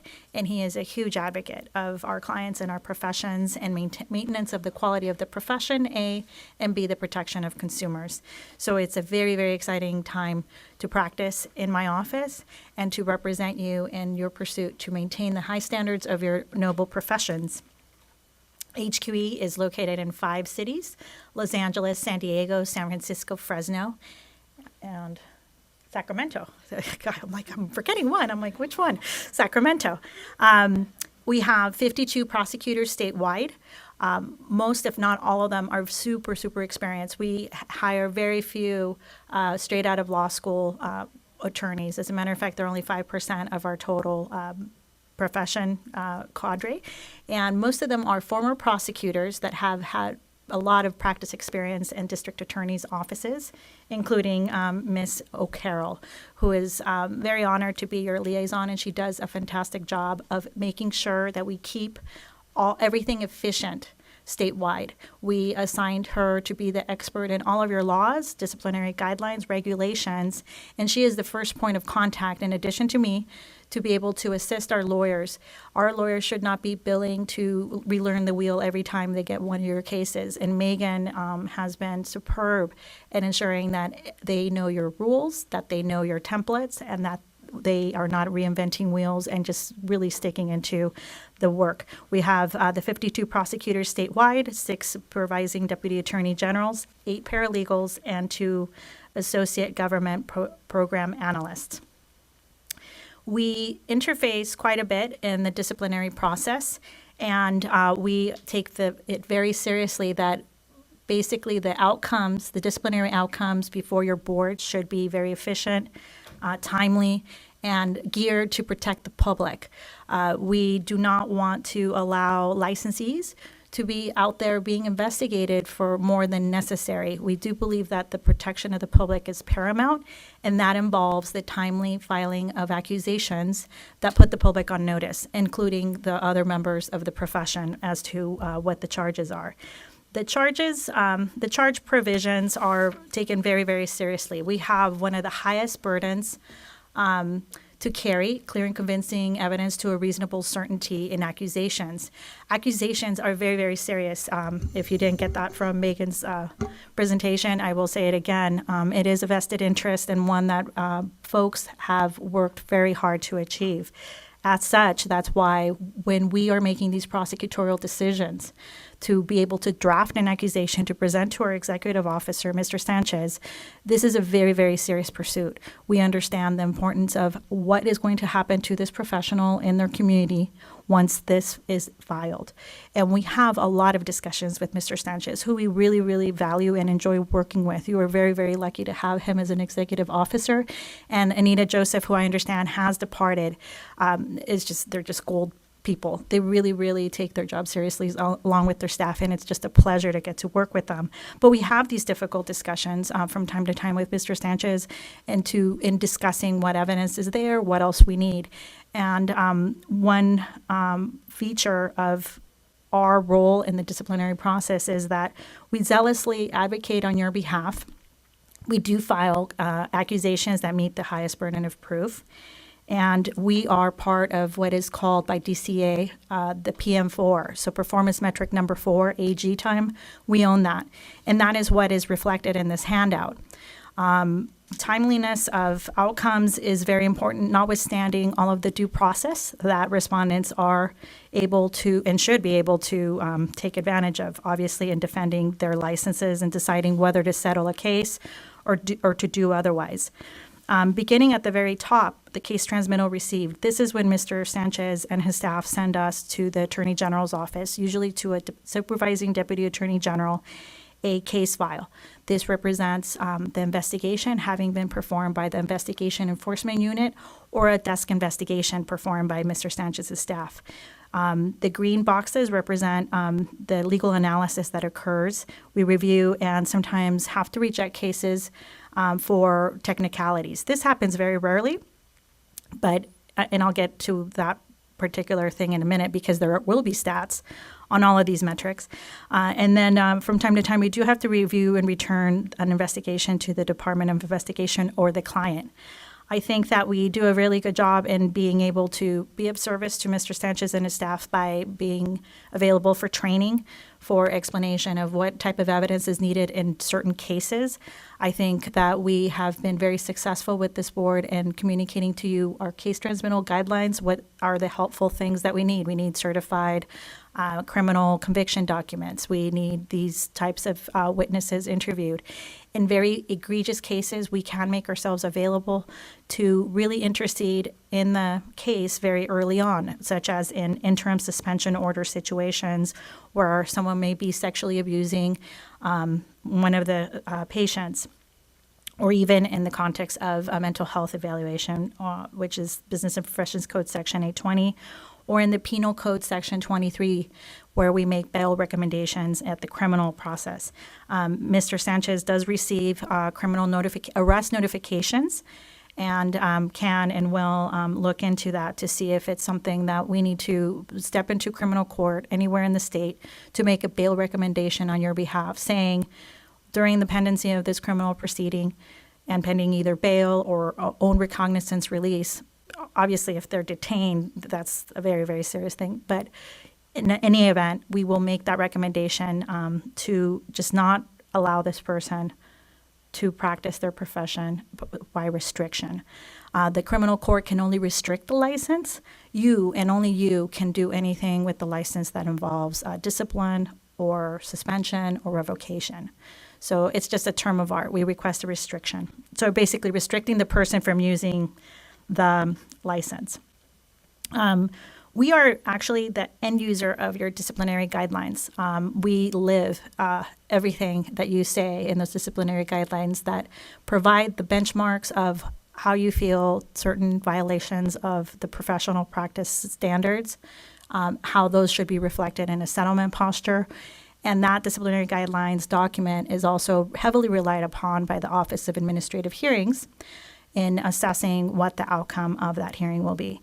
We stay apprised on your new laws and also provide information to Paul on interpretation of particularly sticky situations involving substance abusing licensees. Another part of the service that we provide to you is what Megan has suggested. If you ever have any issue that needs to be discussed in closed session, particularly with stipulations, we're at your service. I'm going to get back to this real quick, but very fast. We also provide you with service on statement of issues. This is after a licensing determination has been made by this board to maybe not give a full and clear license, and this person has availed themselves of the ability to contest your decision in a statement of issues case. We represent you there. We also, from time to time, if our board members are sued, the Attorney General's office will defend you.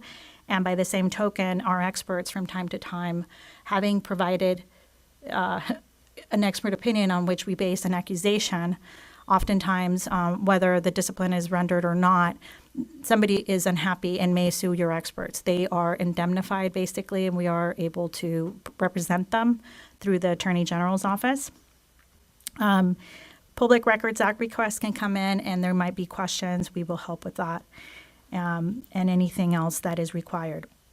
Now, moving to the accusation flow chart, I wanted to just stress to you that when a case is assigned to our office, that's when we hit the ground running. When we have decided that a case should be an accusation, we immediately begin pleading it, and we try our best to get it to you within 30 days. That's our goal. And we present it to Mr. Sanchez, who may or may not have suggestions on edits. And once the pleading is sent to the client, it is up to him to sign it. Once it's signed, and a notice of defense is received, we will quickly set it for hearing in front of OAH. OAH, the Office of Administrative Hearings, shares in that performance time marker called PM4. So even though the case is at the Attorney General's office, there's a handful of other actors that may delay the process for good reason, but may delay the process. So number one, Office of Administrative Hearings is involved, so they have to set the hearing. Obviously, the respondent has to defend him or herself. And justice can, not only is blind, but it can be a little slow, but they will be afforded every opportunity to be able to defend themselves. And number three, once all those other actors are involved, then we propose either a default decision, stipulation, or go to hearing. And if you follow along in the flow chart, if a notice of defense is due and none is received, we will quickly prepare a default. Defaults are considered low-hanging fruit. We provide a courtesy notice of default to respondents. We recognize that they may not be understanding what they received. Hopefully they did. We want to make sure. So we send a courtesy notice of default saying your board has proceeded against you and we will proceed to a default. Defaults occur. And once the address is confirmed, then we go ahead and proceed with that and present it to Mr. Sanchez and then subsequently to you for decision. If a notice of defense is received, like I said, we set a hearing before the Office of Administrative Hearings. I have the pleasure of working with the different presiding judges, myself and my supervising deputy attorney generals. We meet very often with the presiding judges all around the state to advocate on efficiencies because they own part of the process, as do we, to try and push your cases forward and ensure that they are being set timely and that they're being responsive. And that we're educating them where possible with your rules and regulations and disciplinary guidelines. We do stipulate most of our cases. I can get you those statistics. And so we send a stipulation to the client after having gotten the terms and conditions of what an appropriate outcome should be. We work within the guidelines of the disciplinary guidelines, and from time to time there will be a case that is either going to be settled below or a little differently. In those particular cases, we will take care to explain these terms and conditions in the stip and particular factors that usually it's expert driven. Maybe the other side has an expert that came to a different conclusion, and then that conclusion was presented to our expert. And they may have changed their mind just a little bit such that a settlement may work out. Most of these things are discussed in those stipulation letters, and they should be clear to you. And to the extent they're not, we're happy to explain them in a closed session. Hearings are set, and we gladly go and have hearings. Those can be expensive, and we do our best to be as efficient as possible before that. The actual time that we spend in the hearing is of value because the administrative law judge has to decide on your behalf and present you with a proposed decision. That decision should be very clear and be able to explain credibility determinations because you as the board don't get to see the witnesses, that you don't get to see their demeanor and attitude as they're sitting there. And what our staff trains our judges to do is to always, if they're going to be relying on a credibility determination, that be articulated in your decision it's of the utmost importance. Especially on a writ. That's the first thing that on a writ, which means this respondent licensee has decided that you acted arbitrarily, capricious, or any of the other grounds by which they can pop into Superior Court for a review of your actions. Credibility determinations are very important because if that judge is supposed to come up with an independent outcome or decision as to whether or not, they're not looking at your penalty, they're making sure that you met all those markers, then that's of great help. And hopefully the decision in order is not contested and then the matter is closed. To the extent that, I wanted to stress that all of our lawyers at each of these different junctures, we have what is called ProLaw. ProLaw is a system that exists at the Attorney General's office. It started off as a billing system for our clients, but in HQE it's a very robust system that captures every single significant marker called a milestone in the life of a case. So Mr. Sanchez can at any point find out from me, and we do send him on a monthly basis agent case status reports, unpled action reports, cases needing attention, either setting of a hearing or processing of a default. We keep him very apprised, and it's based on real information entered by our staff in ProLaw. Over the years, we've really perfected our vigilance of these cases, so that way the client always knows where the case is at any part of the process. In addition to that, ProLaw also helps us, as Mr. Sanchez described, to be able to assess your budget. Last year, we did assist and providing a budget allocation estimate. Luckily, we did settle the cases, but if it wasn't for Prola and the fantastic lawyers handling the cases, we would not have been able to give you the prognostication on how much money you would need. And we really believe in the service of our clients, and extraordinary events do happen. And to the extent something is not extraordinary, but it appears to be an extraordinary expense, I have an open dialogue with Mr. Sanchez on any bill. And so he gets a bill every month, and if he has any questions on it, I will look into it and make adjustments if necessary. We also enjoy working with DCA counsel from time to time. There will be questions that arise for Public Record Act requests and things like that, of that nature. And we really are a little different than DCA, but we work in tandem on different issues. Specifically, if, for example, one of you are subpoenaed for a deposition, they will keep us apprised of that and figure out if we need to quash that or do something different or call up opposing counsel. From time to time, people want things from this board that are board materials, but they may impinge on the enforcement module as well. So we work together with that. One thing that we do not cover on your behalf are criminal cases. There are some aspects of the professions that entail unauthorized practice of the profession, but we do not cover those. And that is just historical.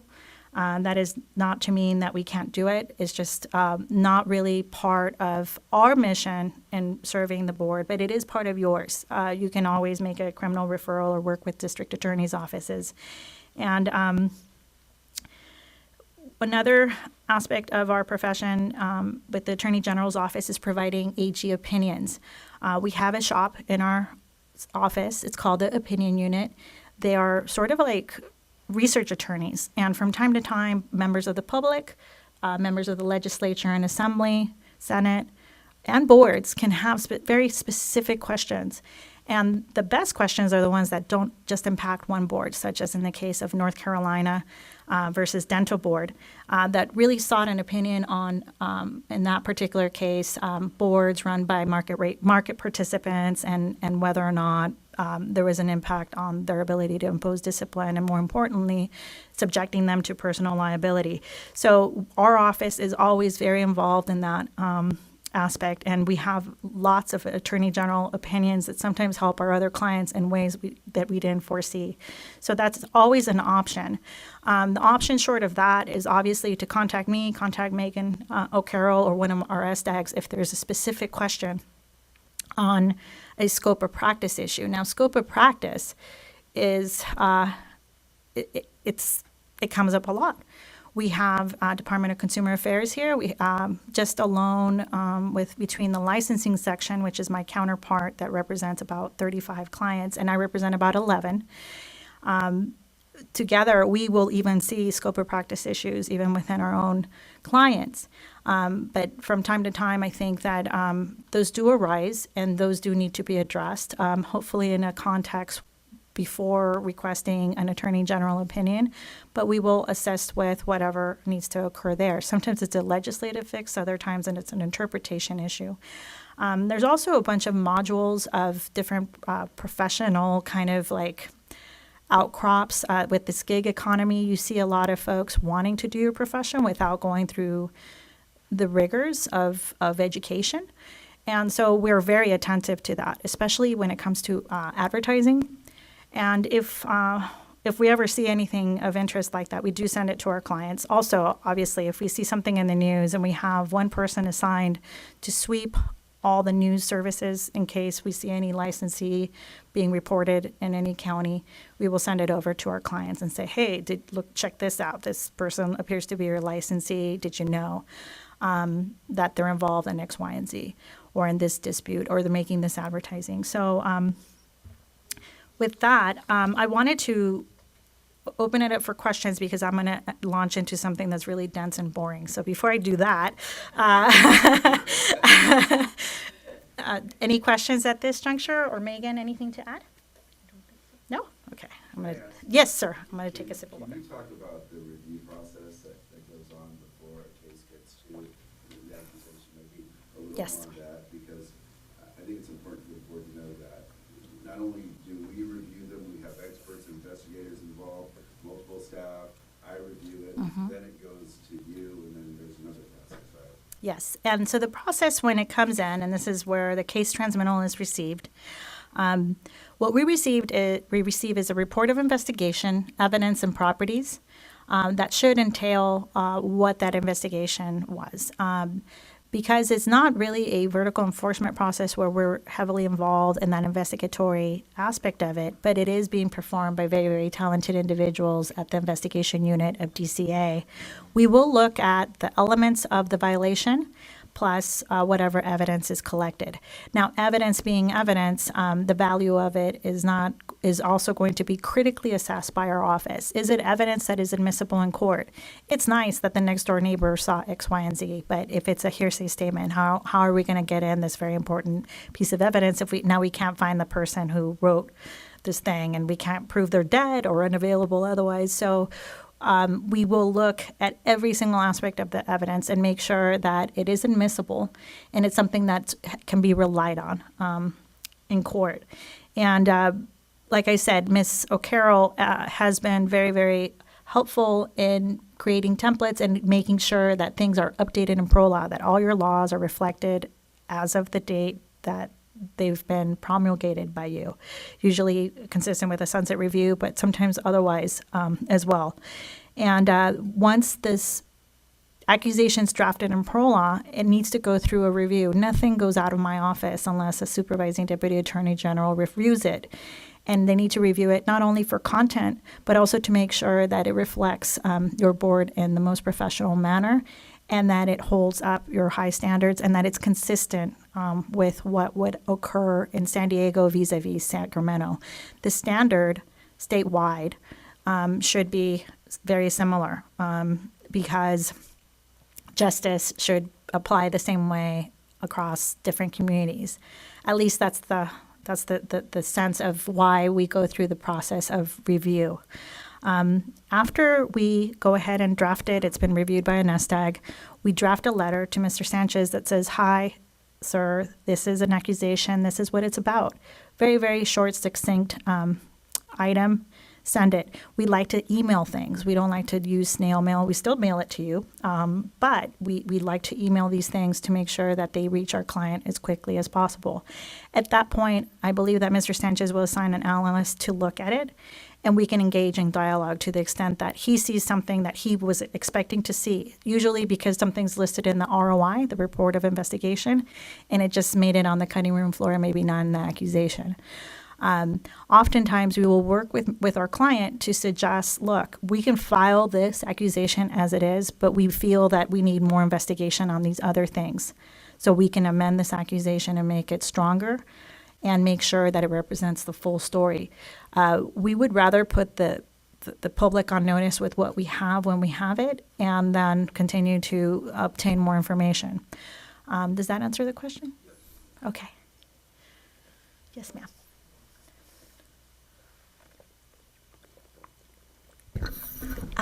You've mentioned the term experts on a number of different occasions. I'm wondering if you can give us some examples of the types of experts. What are their titles? What are you meaning by the term experts?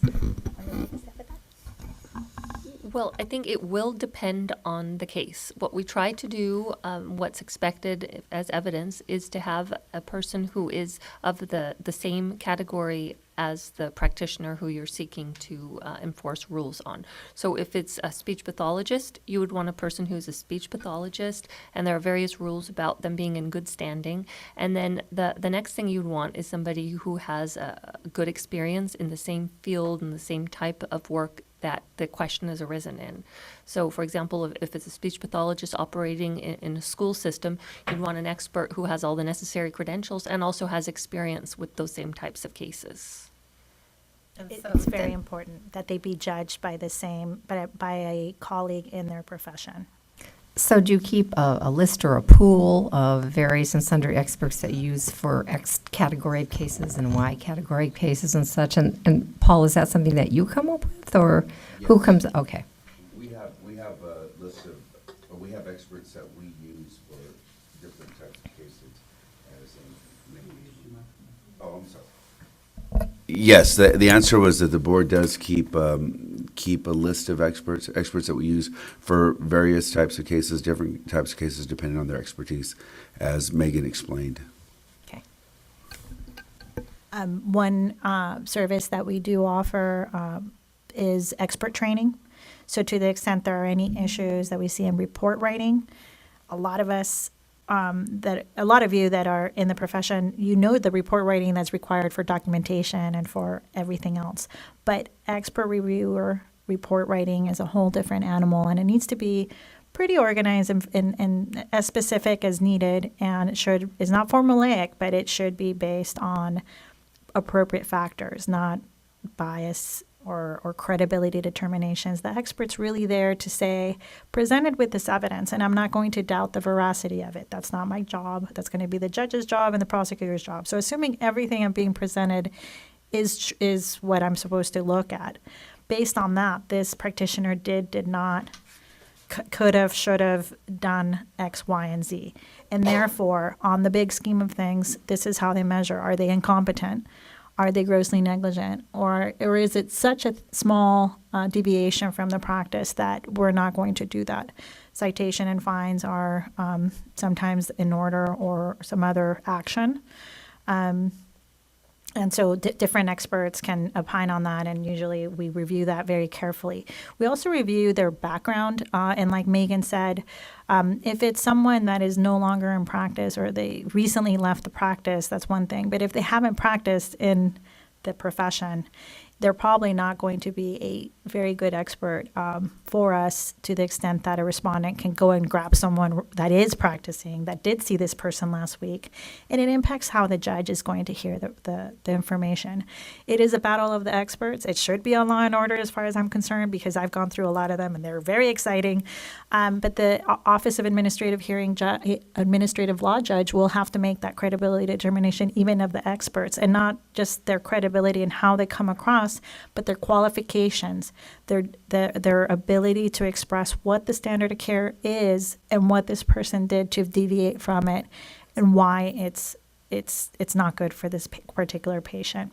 So, anything to add on that? Just that sometimes it's advantageous, because I'm sure the board does its own training for experts, but sometimes it's helpful to get the point of view to the experts of people who have used these same experts in hearing, because we were able to see what worked well. And so by giving training, sometimes that is an additional and helpful factor that we can offer. And we keep track of our experts in PROLA, and to the extent an expert comes in and has performed really well, we usually our DAGs will call up the other DAG and say, hey, how did they do? And that actually factors into how we're going to present that person as well. Yes. I'm curious, and maybe Paul can address this too, but it seems like the cases that come before us all arise internally. That is, we rarely have a consumer complaint. And I'm wondering across the entire DCA if that isn't the case, that the majority of cases are usually some sort of violation of the law rather than an incompetency issue or a poor treatment or malpractice. Mm-hmm. I just wanted your take on that. Consumers should be made aware as best as possible that they have the ability to file a complaint with you. So I would say that if you're not really seeing patient complaints, they may not know that the Speech and Language Pathology Board, Hearing Aid Dispenser, and Audiology Board is available. Other boards will make it a point to require that a posting be made to say, if you have a complaint against me, here's the number. At the same time, I think that to the extent it's a repeat service, patients sometimes are averse to file a complaint, especially if they have to travel an extended distance. So we also see patients that should have complained that didn't because they're in the school district. It's the one audiologist. Maybe they don't really have a consumer choice. It's being paid by Medicare, and this is the only person that's approved, or their insurance company is not going to cover the service. So unfortunately, patients that should complain sometimes don't. And that is something that I don't know how the board can address, but we need patient complaints as well, on top of whatever other professionals are seeing deviations from the practice. Patients should know that you exist and that we are here to help them, and it is part of the government service. I was just wondering if there are any statistics Yeah. on. We could get that for you. I'm sure Paul has that as well. I What think generated just, it? yeah, in looking at the complaints that we get, you see those cases that have escalated to the level of being formal discipline. I think that in proportion to the complaints that we get, it's pretty normal from my experience and working with other boards and dealing with other boards that we do get I'm surprised we get as many consumer complaints as we do get. I guess that's the best way to put it, because I don't know how many people really know that there is a hearing aid dispensers board or that there is a speech language pathology board. But what we are addressing in our regulations tomorrow is some proposed language to require a notice to consumers.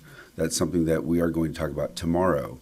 But I do think that we're pretty average to normal as far as getting consumer complaints. And I will say that the advent of Breeze really has, in my eyes, increased the level of patient complaints. It's become a little easier for the savvy that are going to be using a computer or an app, but it still excludes other folks that are not going to be online and aware of that.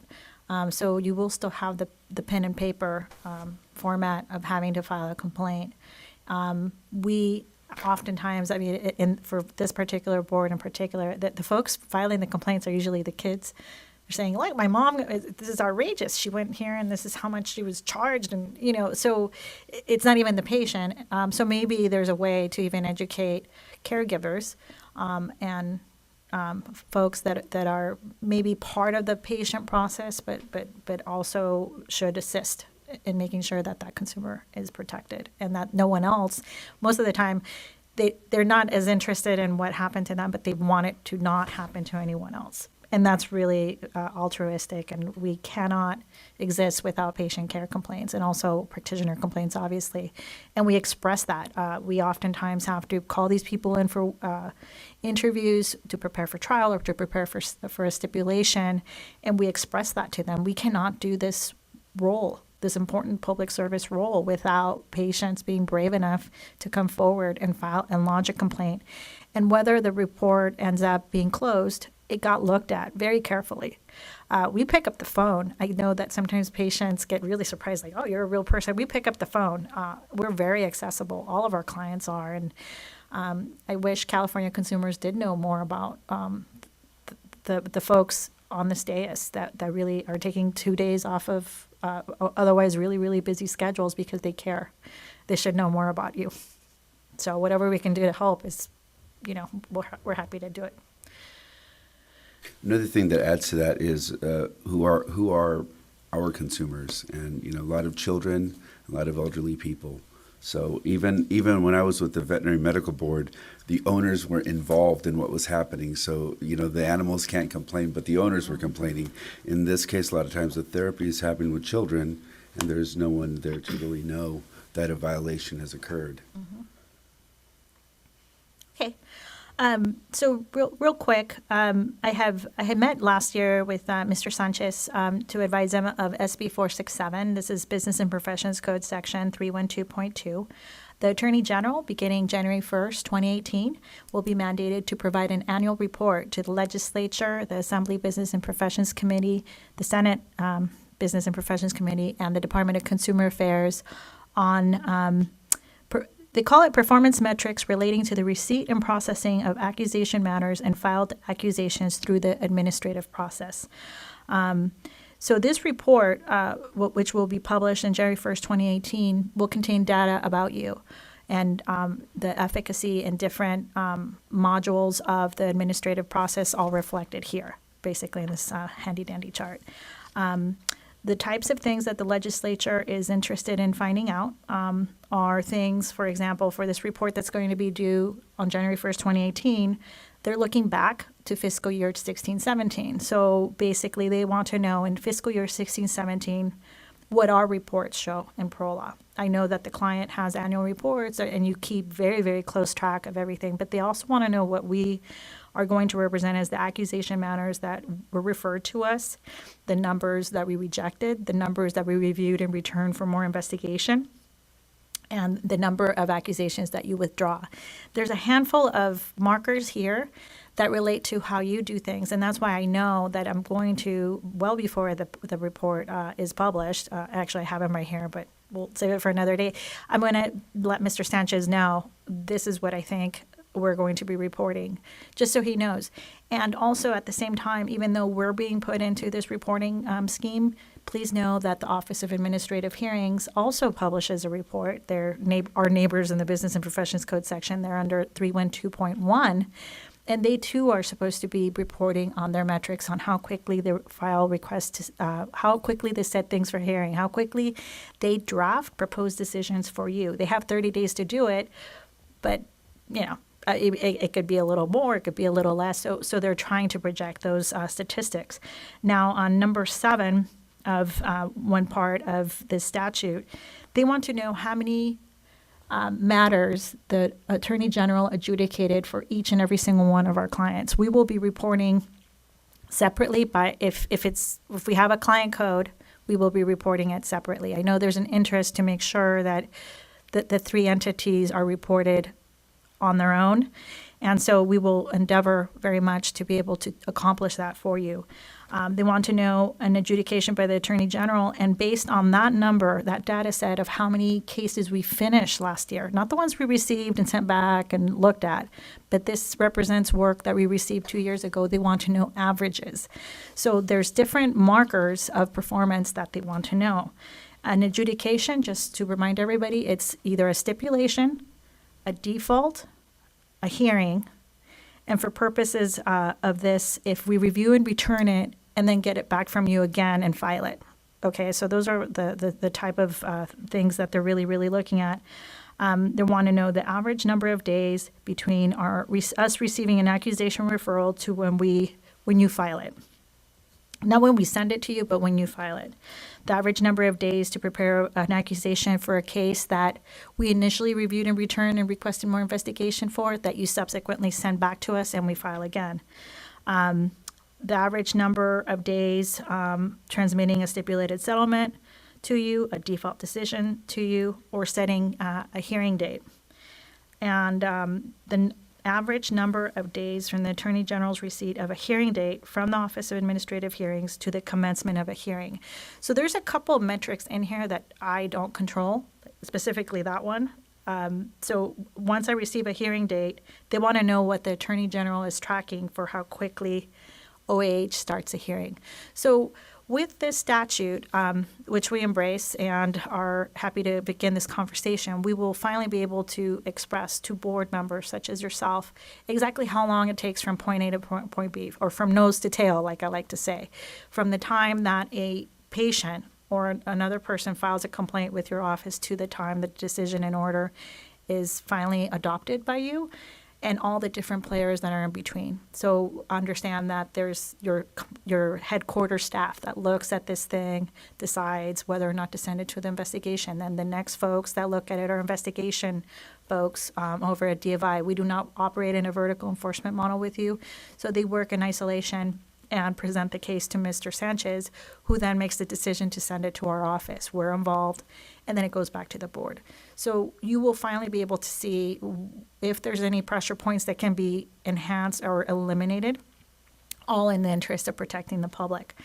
And so, like I said, we will be reporting these metrics, but before we do, I will meet with Mr. Sanchez, and I'm happy to come back and discuss any aspect of the report once it's published, and it'll be January 1st, 2018, but obviously we're going to send you a copy.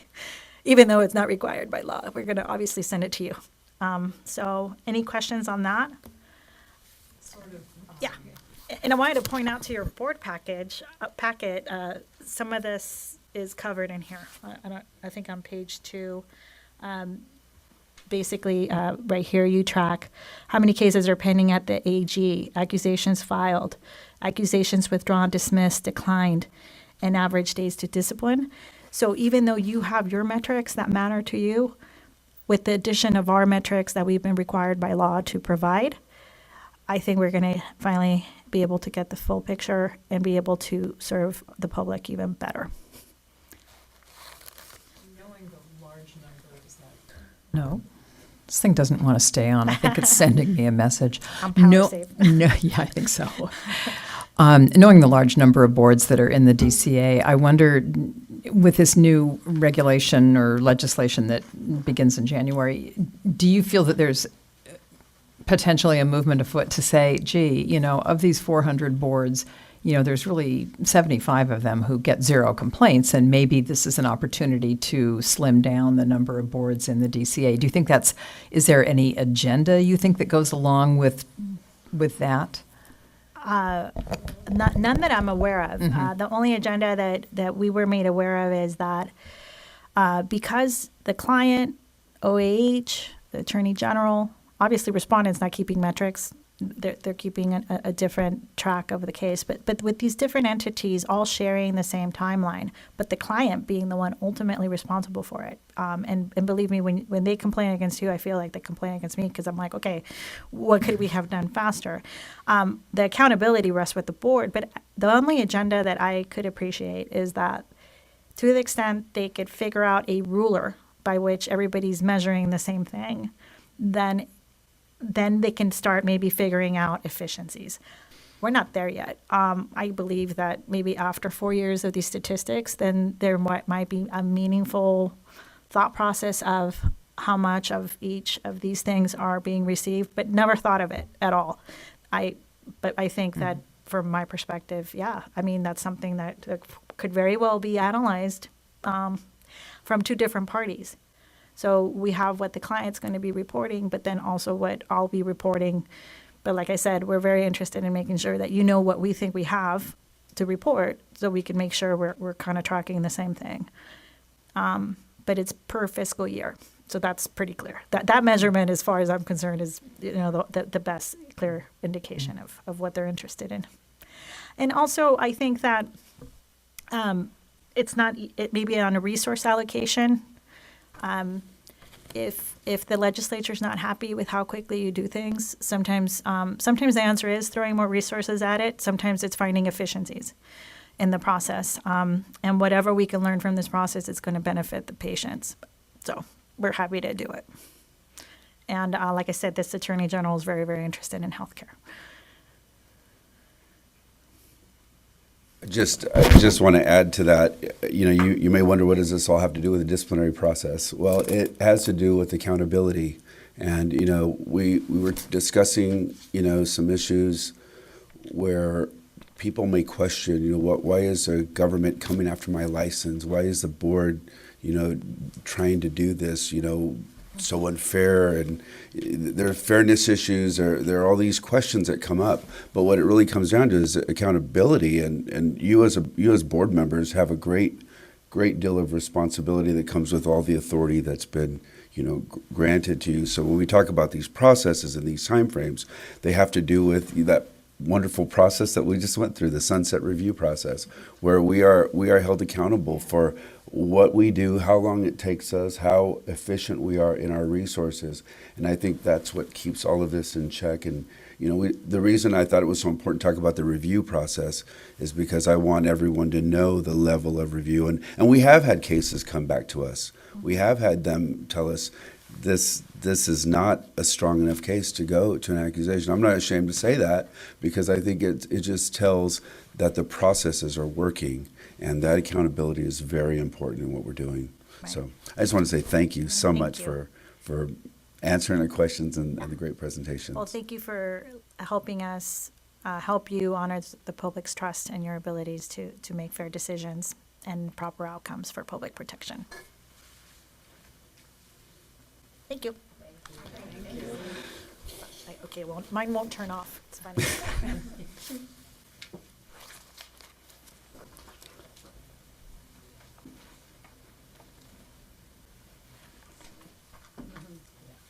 So D, we are now on number 5.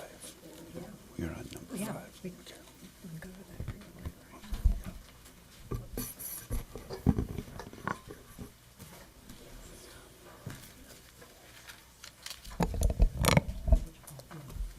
Okay.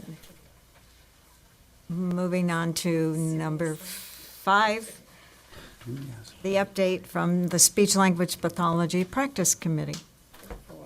tab numbers for these? 5, tab number 5. Thank you.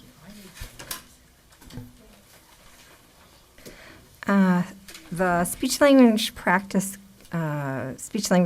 practice committee met on August 1st of 2017. I understand it was a little bit of an experiment because we had a conference call from anywhere come into this particular boardroom. Live conference call. Yeah, and a live conference call, and apparently we were guinea pigs in this, huh? Or a little bit of guinea pigs in For us this. it was. Yeah. So, and I think it worked fine, didn't it? Yes. Yeah, it worked absolutely fine. So now we have a We whole we were able to use 20th century technology. Exactly. Yeah. We use 20th century technology, and now we can continue using it, and I think it will actually make practice board meetings a little easier because we don't have to wait for the next official meeting to take place. So, at any rate, the purpose of this particular SLP practice committee was to develop the process for new programs who are applying for speech-to-language pathology assistance board approval. And how this came about is that, well, there were a couple of reasons why it came about, but probably the most imminent reason why it came about is because there is a community college program in the state that's interested in applying to be a new SLPA program.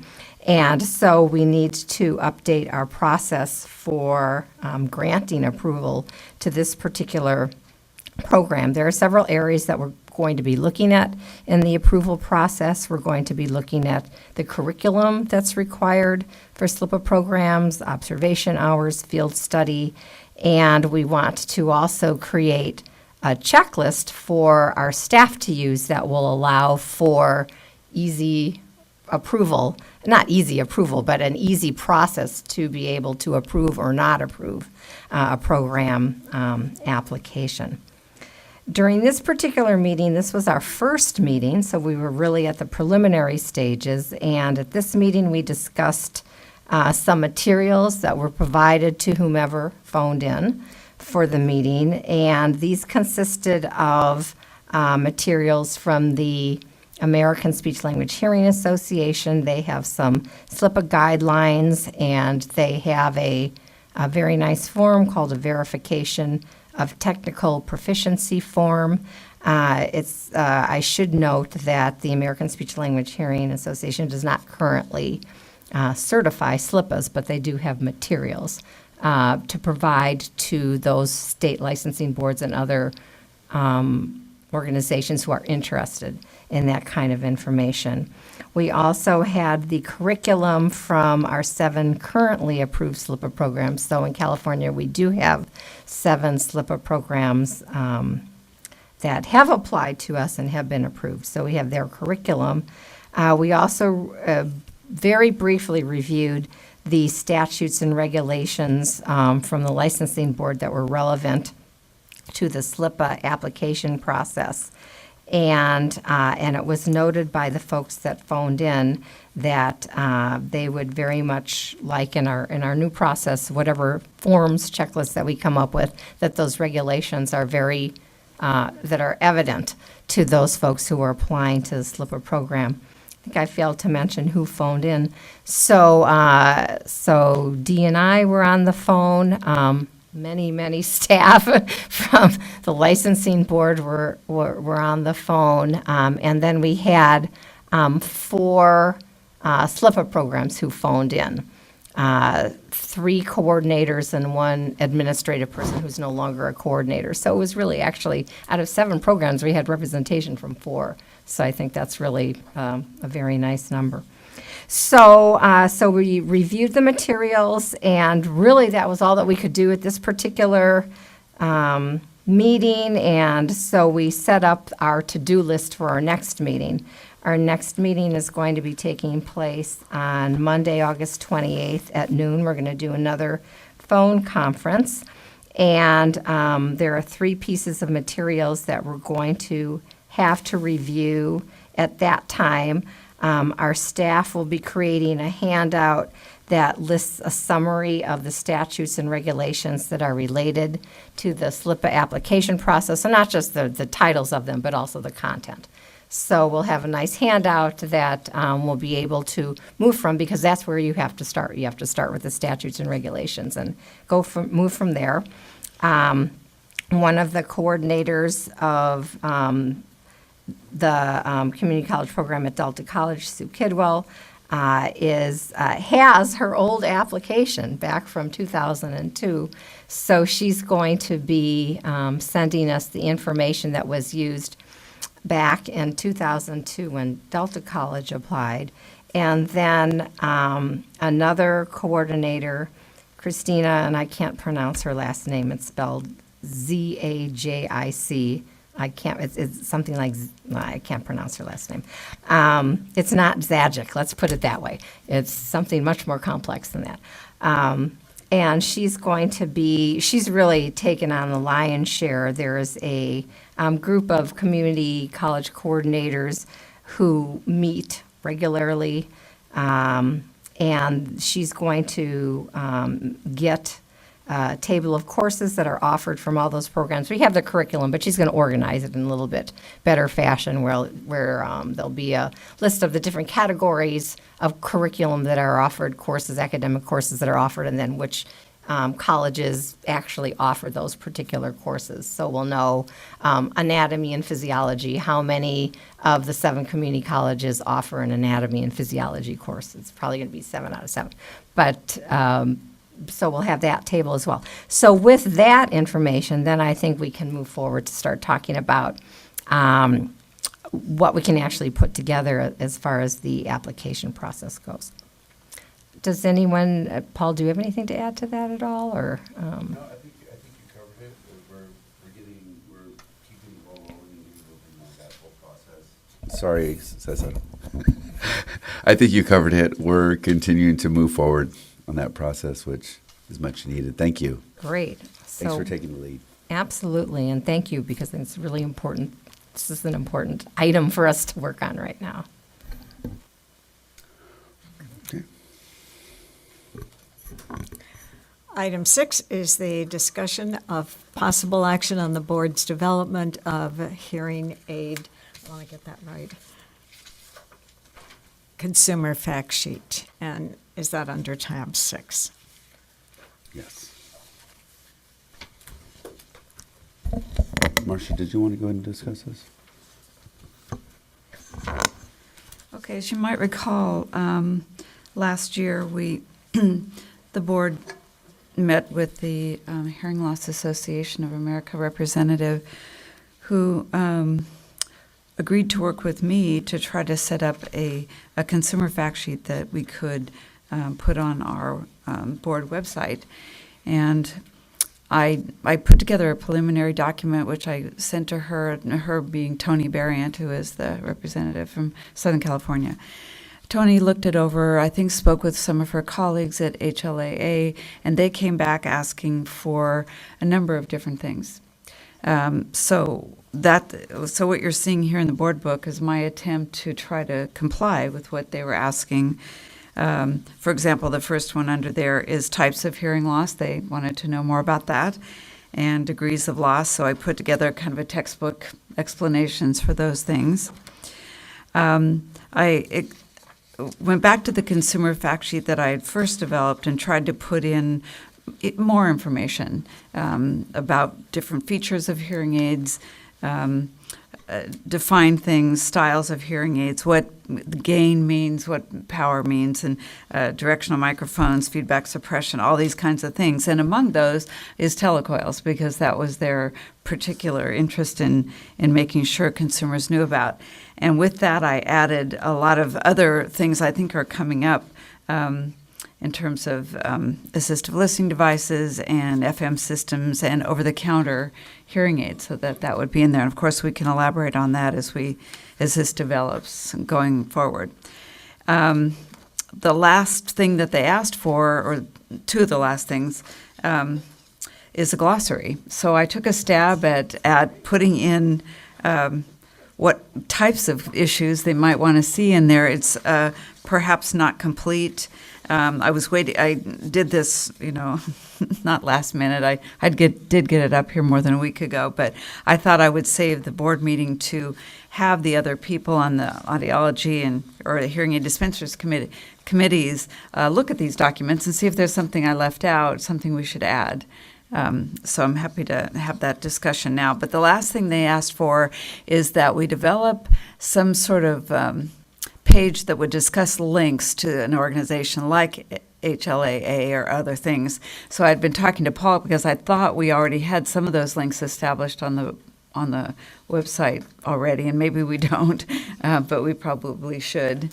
I thought there were links to like CASHA and CAA and I'm making that up. I think we have it on the CAA website then. So anyway, we should look into that, but it's not included here. Okay. Anyway, so. I have a question about this. The numbers, mild, moderate, severe, and profound, who determine, That's a good question, because depending on what textbook you look at, what document you look at, you're going to have slightly different numbers. So these are numbers that I found kind of as the average numbers. It's hard for me to believe that somebody who have a flat. I'm not, can you make sure, Mike? It's hard to believe that person who has 68 flat loss is a moderate hearing loss. I think he doesn't hear anything. It's 68 dB loss. Conversation, he cannot hear conversation. Oh, they can. Uh-huh. I sit across the table from people with severe losses without a hearing aid. So Well, long as it's one-on-one and quiet and they know what I'm talking about, they don't Were have they trouble wearing understanding. their glasses, read lipping? No. No, I mean. Not related to that. But you're right. There are some. What we could add to this is that there are categories that traverse. Mild to moderate, severe to profound. That we could add that. You can see I was just about out of room here, but Because especially when we're going now into a description of mild to moderate over-the-counter hearing aid, so people up to 70 dB will be able to go and say, "Hey, I can buy over-the-counter." well, if you look in most audiology textbooks, though, these are the values that are typically seen, and you're right about that. That they're self-diagnosing with a moderate hearing loss that's on the edge of severe, and choosing an OTC. Can I take a 30,000-foot level look at this and say that I feel that perhaps this is becoming something that is more than it can be, should be. Writing a textbook takes years. Delving into the finer points of, is 59 dB a moderate hearing loss, a moderately severe hearing loss, or a severe hearing loss? What frequencies go into computing that average? I think this is way beyond, my own personal opinion, way beyond the scope of what this board's responsibility is.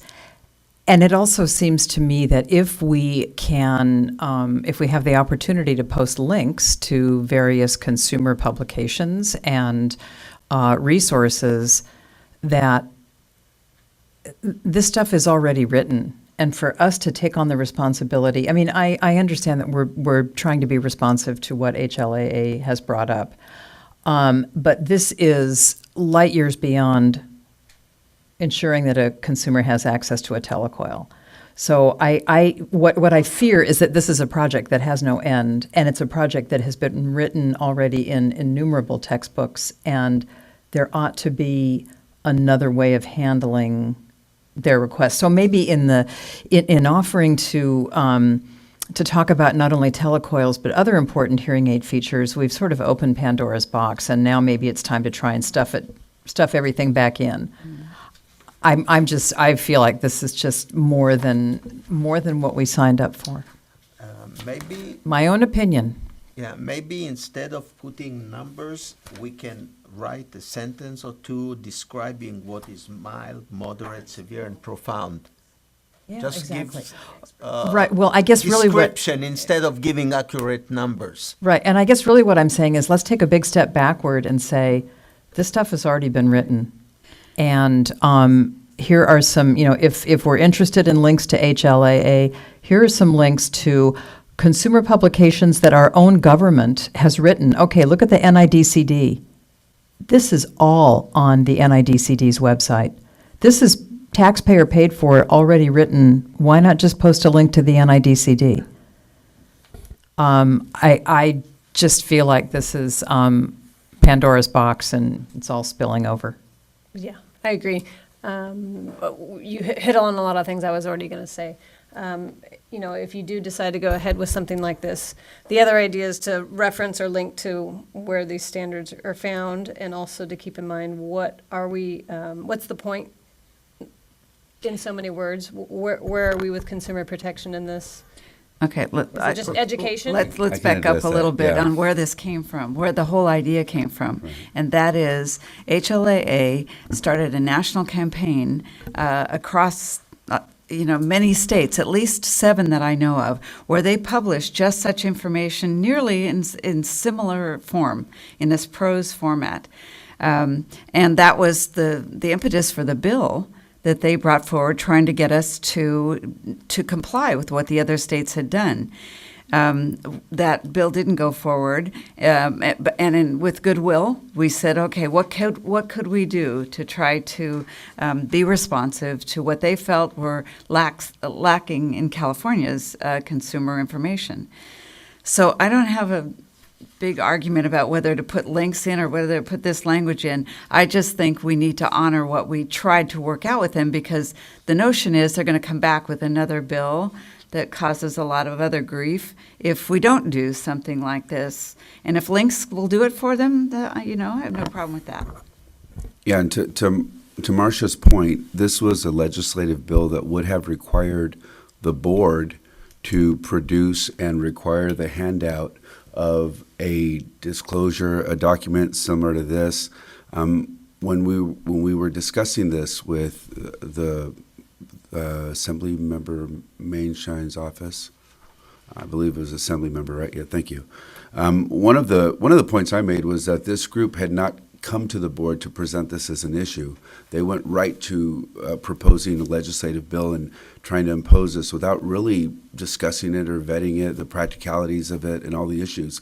So it didn't seem really difficult for us to put together a fact sheet, something that we could put on our website. Now, I think the purpose of this fact sheet is to help consumers understand or respond to this issue that they had identified in the proposed legislation. What we're trying to do now is we're trying to come up with what should be included in that brochure. If we come up with some information that we think will be helpful to consumers, my idea was to turn this around, go to the DCA publication staff who are really good at putting things together in pamphlets and booklets, and have something that we can give to these people that feel like they need this information, or make it available to staff. I don't think we want to reinvent wheels or rewrite encyclopedias or anything like that, but I do think that it's not enough to just say the information's out there, go get it yourself. Because then we're back to another legislative bill. Right, but maybe we can take it back down to where it originally started, which is telecoils, because it just feels like this is expanded extraordinarily, and I know that that's where it started, and I understand that. It just feels like this is growing and getting kind of crazy out of control. So maybe the answer is to really go back to the original bill, narrowly focus on telecoils, and put in some links to great material that's already been written that's more expansive in scope, and call it a day. I mean, I just don't know that we have the bandwidth, Marcia, that you have the bandwidth to write a textbook, which is kind of where this feels like it's going. That wasn't the intention here, of course. Yeah. It was trying to make this palatable. No, I understand, but even, I mean, there are great consumer materials that have already been written, and even written by our own federal government. Yeah, I'm not against, accessing those or providing access to them. But remember what they wanted. They wanted us to, or one of the notions was to put on all of our delivery receipts that we discussed T-coils with them. And this was their back off. Okay, we won't press for that, because that would have cost the board huge amounts to try to enforce that. So I'm not sure how to go back to them now and say, we don't really have to do that. Here's a few links, have at it. So I think where we are, excuse me, if I could just make this point, I think we are where we need to be. We're looking at a document with information, and now we need to work through the document and determine what is going to be part of that, pamphlet or publication or whatever we put out. Is Well, everybody on are the you same saying page? that you're really going more toward the pamphlet rather than information on the webpage, or Well, both? I think they're this. I think they're one and the same thing. I mean, people are going to see it on the website more. We're not going to fairs and handing them out to everyone. So but I think that I'm talking about the same thing. Okay, Yes. but we did say Putting a consumer fact sheet on our website. we're worried about cost, I think, to do Right. this. And there was some concern that people don't go to our particular website for consumer information of this type. So I worry about putting too many resources into it on that basis. Yeah, I think that the fact sheet is very good and explain and we tried all the time to do it simple, so consumer, not board member or dispenser will understand, but consumer. So we tried, instead of tympanum, we tried eardrum maybe and stuff like this. So here with these numbers, I don't think that everybody knows what is even a dB. When consumer look and see mild 25 to 39 dB, what is my blood pressure or my, you know what I mean? They don't know. So I think the whole thing is good, but if we can describe in a language that the consumer understand what is a mild, what a moderate, I and think severe. people do get audiograms. I hope they do. And somebody explains to them. So I don't think they're quite as ignorant as you're suggesting. But I'm not against that either. Writing it out in some other format is fine if fundamentally we're going to do this. No, but the fact sheet is good and it's done a good job and we can put it on the website. And the other notion is that, these have to be updated because, some things are going to go away, some things Right. are going to change, and that takes effort to do. And we said, well, we'll just stick the next audiologist board member with that task, updating. So what would the board like to do with this document? Do we go through it and start working on this document? We presented this now at a few board meetings. I hate to just keep kicking it forward to the next board meeting. I think at some point we really need to look at this and start working on the document. So just so I'm clear, the plan is to put the entire document on our website. And I'm not saying that's, I don't sort of in some ways philosophically agree. I feel like we've just, expanded exponentially from where we started. But if we're going to put a document on our website,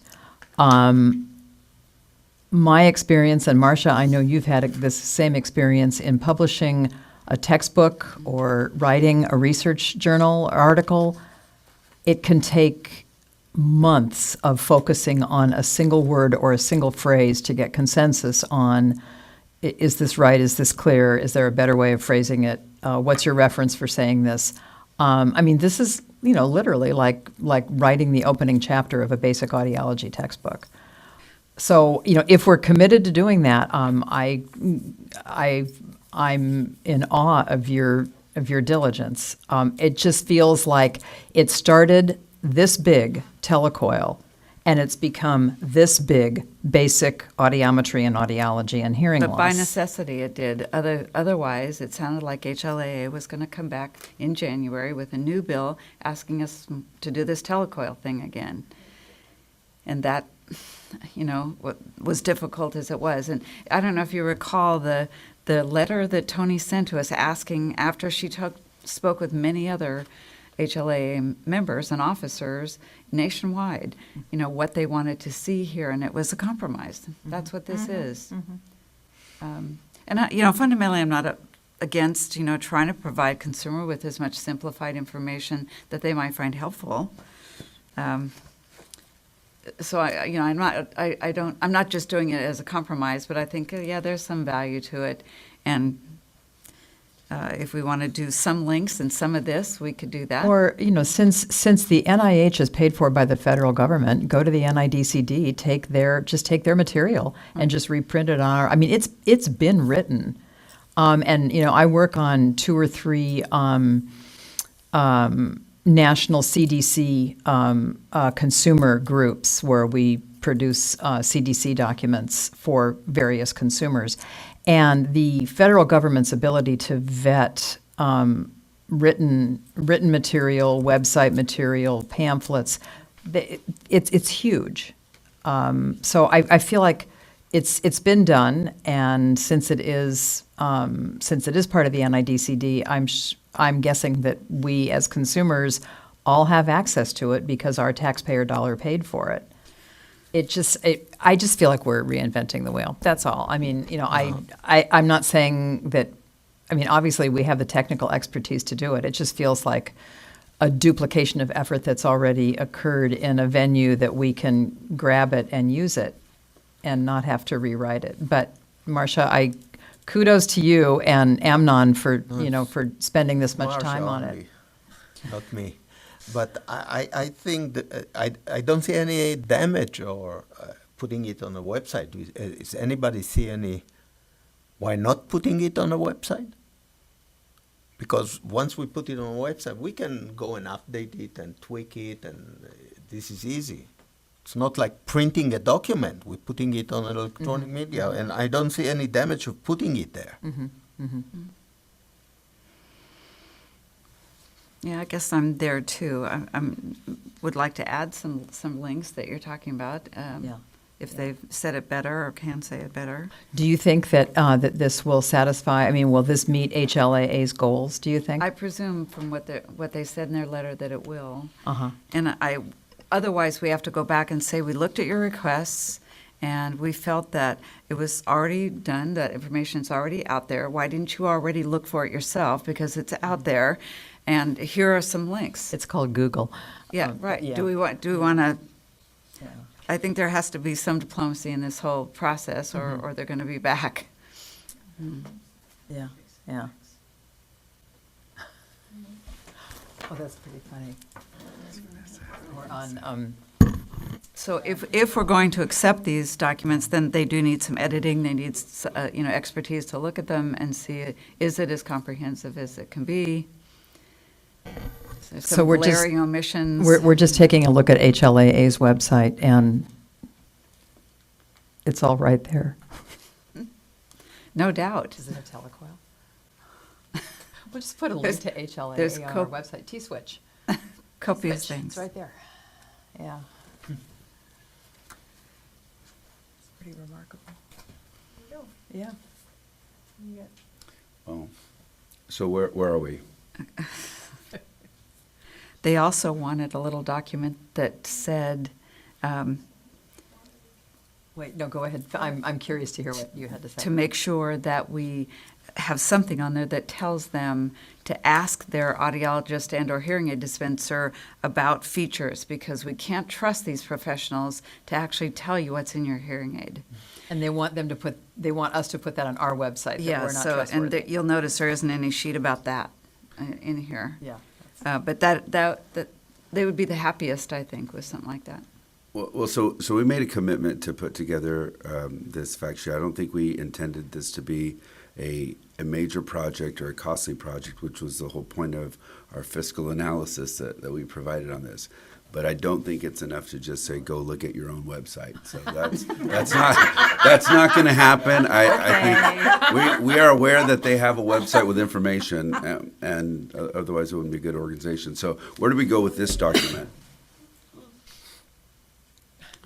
Is this something that we need to work through page by page, or are we going to have the committee take another look at it and maybe come up with those links that we can direct people to? Well, I think the other committee members should look at the glossary at least and see, is there anything, a glaring omission here? It was meant to be, if you go to see your audiologist, hearing aid dispenser, they use terms you don't know, or you've heard things you don't know, here's a place to go look up this. Well, and I think, I don't for a moment mean to malign the work that you've done, so please don't take this No, personally. I don't. I'm really more thinking about just sort of the direction that this, I mean, it's sort of like, you crack open a door and then, are we going to then have, I mean, this is a little absurd, but in my world, I could see this happening. Are we then going to have a representative from the culturally deaf community talk about why, we shouldn't be fitting hearing aids and cochlear implants on children, but should be embracing American Sign Language? And I mean, this, I just feel like this is setting an interesting precedent. And maybe it's just, maybe I should have thought of this a year ago when this first came up, but it is, as it takes on more of a life, that kind of thing occurs to me. Well, I mean, there's 1,001 controversies Exactly. probably that could come Yeah. up here. Yeah. And that's, I suppose we'd have to deal with those on a case-by-case basis if people came to us with that in terms of consumer protection. So I don't know. I'm just trying to comply with the one Yeah. big complaint that we had so far. Maybe to be easier just to go back to putting the telecoil language on our contract and being done with it. I don't know. Paul, how difficult is to put it on a website as it is now? I think once we come up with the content, it's not difficult at all. And how difficult is to remove it? Just a matter of a day or so. I mean, Yeah. Right, yeah. I just want to make clear though that it's not just as simple. I think there's, I know Vanessa, you were part of these discussions, and we were concerned about. I was concerned from the board standpoint of what impact it could have on the board, and even our enforcement. Because I mean, at one point they were saying, is this the one that they said it was a crime to not tell people? Yes, it would have been a civil or criminal liability to not inform a consumer about the telecoil option, even if it weren't going to be on the device that they were purchasing or was appropriate for them. So we could see this coming back again. Potentially, yeah, and I'd be looking at the legislation from other states, if any has passed. I mean, it moved pretty easily through the legislature, even with the ire of not only the board, but the two professional associations involved in fitting and dispensing hearing aids.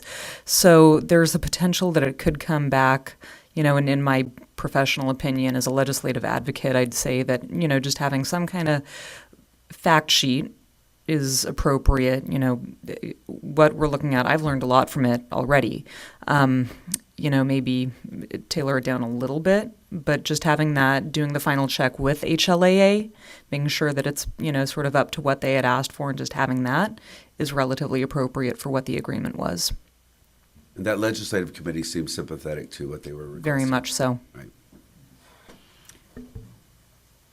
So, yeah, I think sending it back to Tony and her colleagues and saying, this is what we've come up with, and they're going to come back and say, where's that part about making sure that all dispensers and hearing dispensing audiologists make sure that everybody knows everything that's in their hearing aid? Where's that piece? So, Can we have the experts that are on our board take a look at this and maybe try to reach a consensus of what can be removed from the document and what should stay? We do that.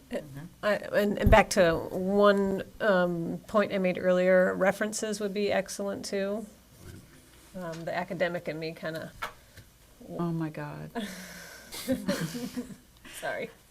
I mean, to referencing just this first page, this is almost public domain information, so. Yeah, exactly, yeah. There's probably 10,000 references to that. And again, I would say go back to the NIDCD. I mean, if you look at their website, it is a wealth of information. It is the federal government. We own it. It's referenced. It's been vetted and vetted and vetted. Why don't I do that and see if I Yeah. can make this coincide with what's on there. Yeah, so that we can- steal is the word I had in mind, steal from the NIDCD, Yes. yeah. Well, if it's Yeah. public domain, then It it's is, not you're stealing. right, and your taxpayer dollar paid for it. Yes, Yeah. so we could try to make them, Yeah. fit to the best we can. And then, because, again, even the hearing aid fact sheet, this, I probably took this from textbooks, websites, my own private practice, manufacturer out. So you on my- plagiarized, is what you're saying? Absolutely. Oh, okay, Whenever now we have a possible. whole new dimension here. But I know this stuff, so I could Yeah. do that. I could put it in my own words. Well, I don't mean to demean the effort that you've put into this. This is Herculean, and I looked at it and thought, holy cow, this could go on from here to here to here to here, and where does it end? I know. I just had those face-to-faces with HLAA, so I'm a little bit more raw about what they're looking for. Yeah, yeah. Okay, so I can do that part where I can try to look for more reference material and provide that. But I need the other committee members to look at what's here to see if you can just off the top of your head see something that should be here and isn't, particularly in the glossary or the hearing aid fact sheet. You can see I don't have a section on wax guards. Oh, I mean, Marcia, come there on, are a get with couple of it, get with it. things I could have put in here. Yeah. No, actually, I thought it was, I thought it was very well written. I think in line number 3 of the very beginning of the document, I did focus on that reduces background noise. I think we have to be careful that we don't make statements that are, Line number 3. digital and programmable hearing aids, today's hearing aids, amplifies speech. I think we just have to be careful when we talk about reduced background noise and maybe soften that language a little bit. Because you don't think it's true? I think because the number one complaint that consumers have about their hearing aids is that they hear too much background noise. So I think we have to be careful how we phrase that. Well, that- that's why the word reduces as opposed to Yeah. eliminates. Yeah, that's true. Yeah. I believe they do. Today's hearing aids do reduce background noise in various ways, which I don't get into how it does it. Yeah, that's a really good idea. Yeah. Whether it's just a sound level versus soft, Right, moderate, loud sound. But it still remains probably the number 1 or 2 complaint that people have about their hearing aids is how much they hear background noise. So I just think that we want to, soft pedal claim. I don't know. Well, when you look at how the hearing aids are designed, whether they are functional at that or whether not, they are successful, they're trying to amplify speech and reduce noise. That's what they're all trying to do. They are designed to. Now, whether or Now, not whether in they the do real it or world not they is- actually yes. do. Soft pedal Yeah. is reduce background noise just a little bit. Just a little bit. A smidge. Yes, a smidge. Okay, so can you guys look at these pages and offer I did actually. suggestions? I read the whole thing on the plane, and I think it's really good. I just was struck by, that's really the only. And I guess in the over-the-counter section, direct-to-consumer hearing devices, I would say that will likely be sold in a number of retail venues because audiologists are going to dispense over-the-counter True, hearing aids. true. There's no question. Yeah. Yeah. Okay, so, but still, if you could just write, instead of my having to. Oh, keep sure. track of Oh, what you're sure, sure. saying now, Okay. just- Otherwise- just tell me what else you. Otherwise, I had nothing. I thought it was really well done. And I understand Professor about this Raggio. degree of loss section. Yeah. Okay. Didn't want to make another whole page, Yeah. but we could make a Yeah. different font here. But we should ask this, whoever the association that start with the telecoil, that they will go to the legislator and sign, and write a bill to enforce all the over-the-counter to start talking to their customer about this. Yeah. Well, I'm not sure When that's pigs bad. fly. Not sure that's bad. Yeah.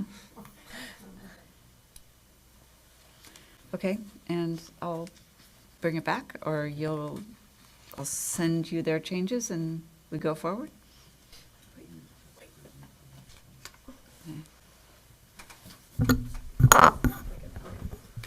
Was there a motion? Missed it. No, are there any comments from the public regarding this issue? I'm sorry, go ahead, continue. If they had anything. What first? Okay. Would anybody like to comment?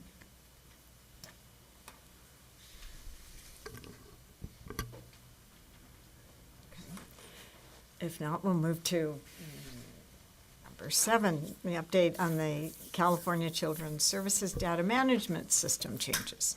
Okay, so no motion on this. Why don't we have a motion? I don't think we need a motion, I don't think we require a motion, we're just gonna continue working on it. Okay, okay, okay. Revision. Right. Yeah. So we're on item number. Okay, good.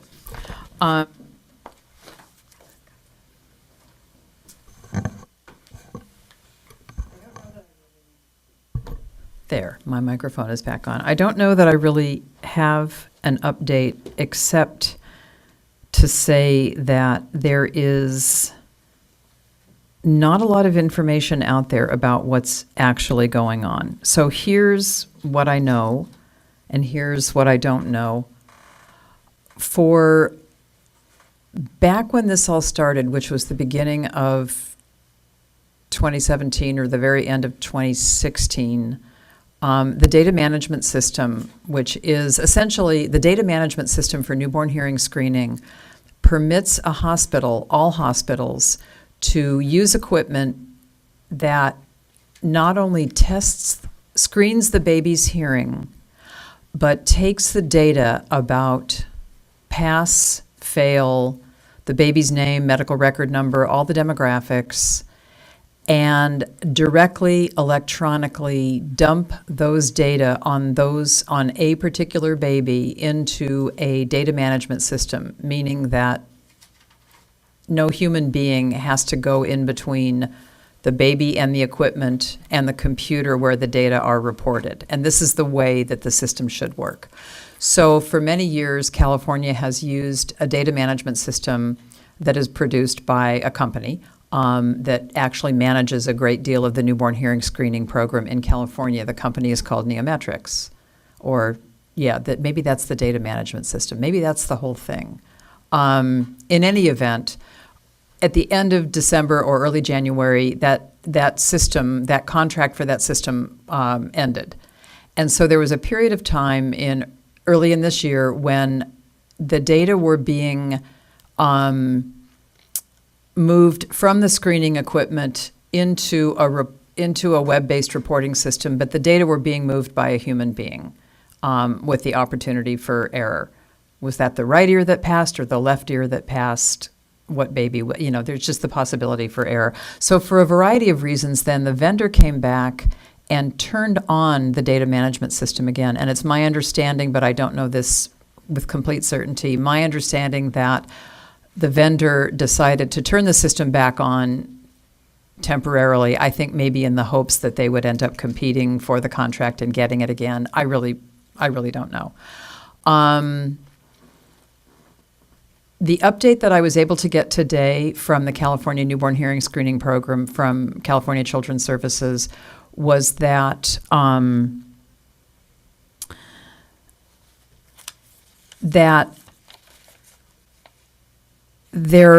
after 5 months of paper reporting, the system was turned back on May 1st, and then there was the bill, AB 612, which is Rubio's bill, to continue to support some kind of a data management system, was scheduled for 2 hearings, both of which were canceled. And I don't know anything, and I don't know if you know anything more, Paul, about this. There were hearings that were canceled on both for June 27th and for July 11th. And right now there are no future hearings that are scheduled. So there seems to be this sort of lull.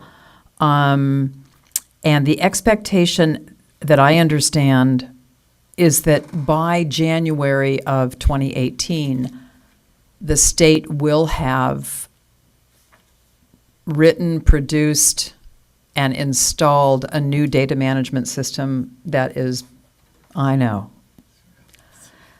that is being put together by the state. And I don't mean to be sarcastic for a change. If this works, that would be really wonderful. It seems remarkable that this could happen this quickly. And there's just a lot of sort of vagueness around this whole thing. So I don't really have a very good update. That's my update. There's a lot that I don't know and very little that I do know. I would just say that representatives of Sacramento Advocates will be here tomorrow morning, and they have their finger on that pulse. So I think they're going to know something about that. That's great. Maybe they don't know more than you do, but they will know that much. A lot of people must know more than I do because I feel like it's this big fuzzy cloud that I don't really understand. It hung in appropriations, and because even though we had the money allocated in the past, somehow it went away or something. So now we have to come up with new money, and that's where things die. Yeah. Well, I mean, all joking aside, this is a hugely important issue. California has 500,000 babies born every year. Every single baby, with very, very few exceptions, gets their hearing screened. The whole success of early intervention for infants is that they get screened, they get a diagnosis, they get referred to early intervention, and that we can report real data to the federal government so that these programs, I hope, can continue to be funded. So this is really serious stuff. It's just, I feel like there's just a lot of haze around what's really happening in California right now. That's all I have for today. Are there any comments? See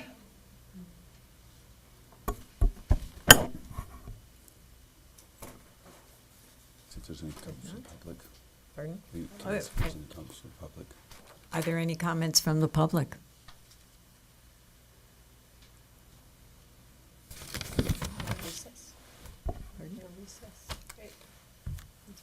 In that event, we'll recess till tomorrow morning. 9 o'clock. Tomorrow morning, 9 a.m. Yep.